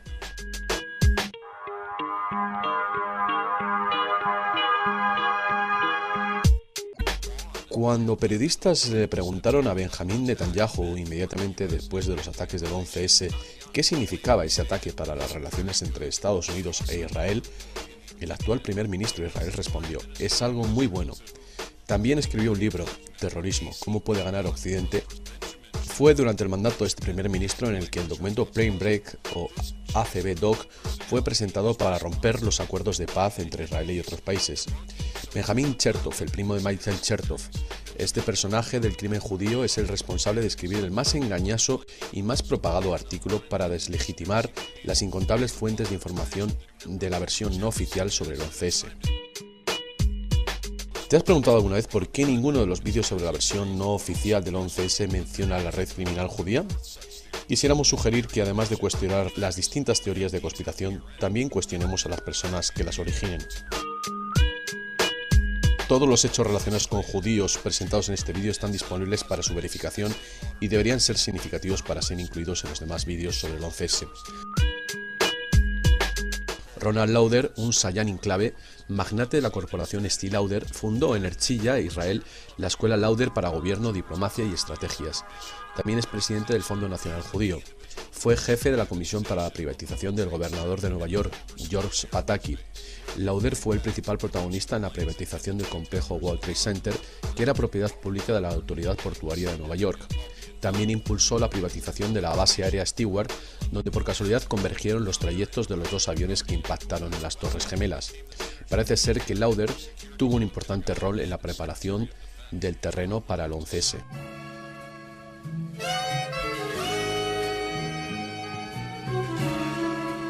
Amit Juron, fundador y director de la empresa de software Guardium, se graduó en la Academia Militar de Estados Unidos West Point y fue jefe de seguridad de la red informática del Pentágono. Luego llegó a ser el zar de ciberseguridad para el nuevo Ministerio de Homeland Security, con el judío criminal Michael Chertoff a la cabeza. Stephen Kaufman, líder de la investigación científica llevada a cabo por el Instituto de Normas de Construcción, el NIST, para la determinación de la causa del colapso espontáneo y simétrico del edificio número 7 del World Trade Center. Después de 7 años, el NIST avaló con ciencia fraudulenta la versión oficial del colapso. La empresa Kroll fue responsable de la modificación y mejora de los sistemas de seguridad del World Trade Center después del primer ataque con coche bomba en 1993, como informó Douglas France en el New York Times en 1994. Esto es importante, ya que quienes controlan la seguridad de las Torres Gemelas son, naturalmente, principales sospechosos de la demolición controlada de los rascacielos. El primer avión fue guiado con precisión para impactar justo en la sala de ordenadores de Mars Kroll en la Torre Norte.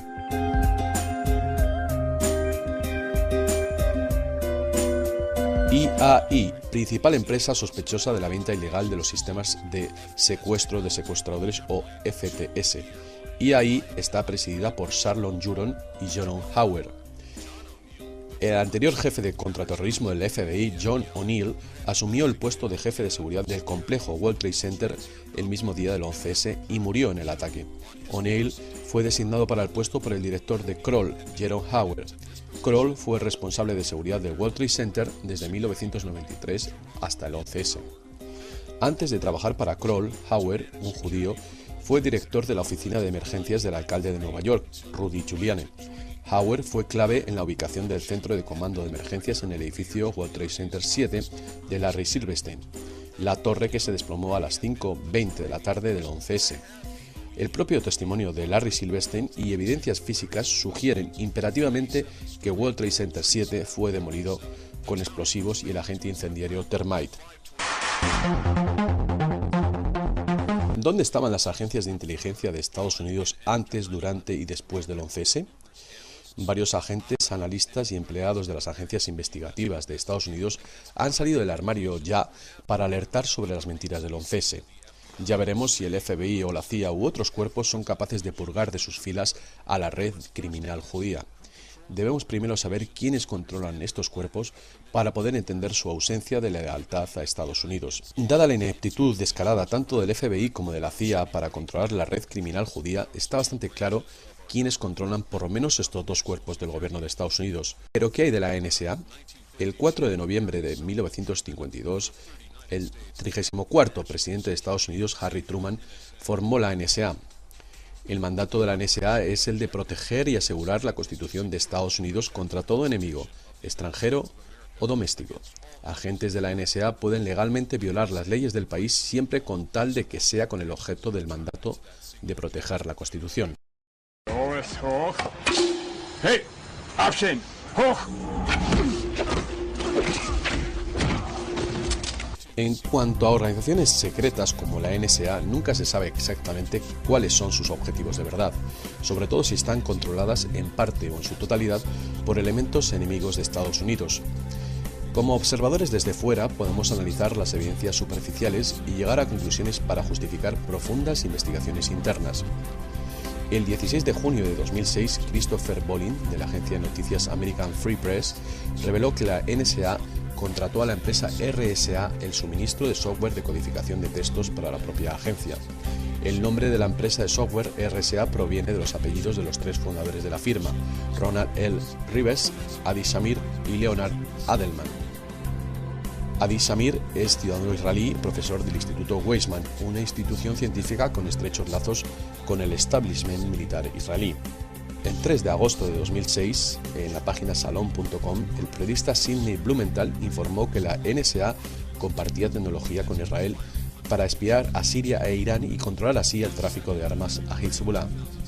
El 2 de febrero de 2007, la Unión de Libertades Civiles de América colgó en YouTube un vídeo de miembros de la propia ACLU manifestándose violentamente ante la sede de la NSA por el espionaje doméstico. La ACLU está controlada por judíos. Los miembros de la ACLU que se ven en dicho vídeo son judíos.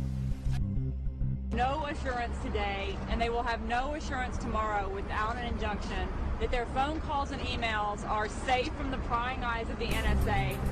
El 30 de octubre de 2007, según denunció Wayne Manson, anterior empleado de la NSA, Este hombre denunció que había una plaga de espías israelíes en la agencia. Manson detalla que la NSA fue infiltrada por contratistas israelíes del Mossad a través de programas iniciados durante la administración Reagan que intentaban involucrar a Israel en actividades de rastreo y escuchas de señales y comunicaciones en programas como Indy y PowerX. Manson asegura que muchos empleados de la NSA siempre han callado cualquier crítica sobre la infiltración de israelíes por miedo a represalias en el trabajo. Manson añade sobre el ataque al buque de escuchas de la NSA, el USS Liberty, en 1967. Fue un ataque que ya está considerado por la mayoría de expertos de inteligencia e historiadores como deliberado con el motivo de incapacitar la posibilidad de Estados Unidos de detectar crímenes de guerra llevados a cabo por Israel en el desierto de Sinaí durante la Guerra Árabe-Israelí de 1967. Todavía quedan algunas preguntas sin contestar. ¿Por qué la NSA vende inteligencia a Israel? ¿Por qué la ACLU protesta en contra de la NSA?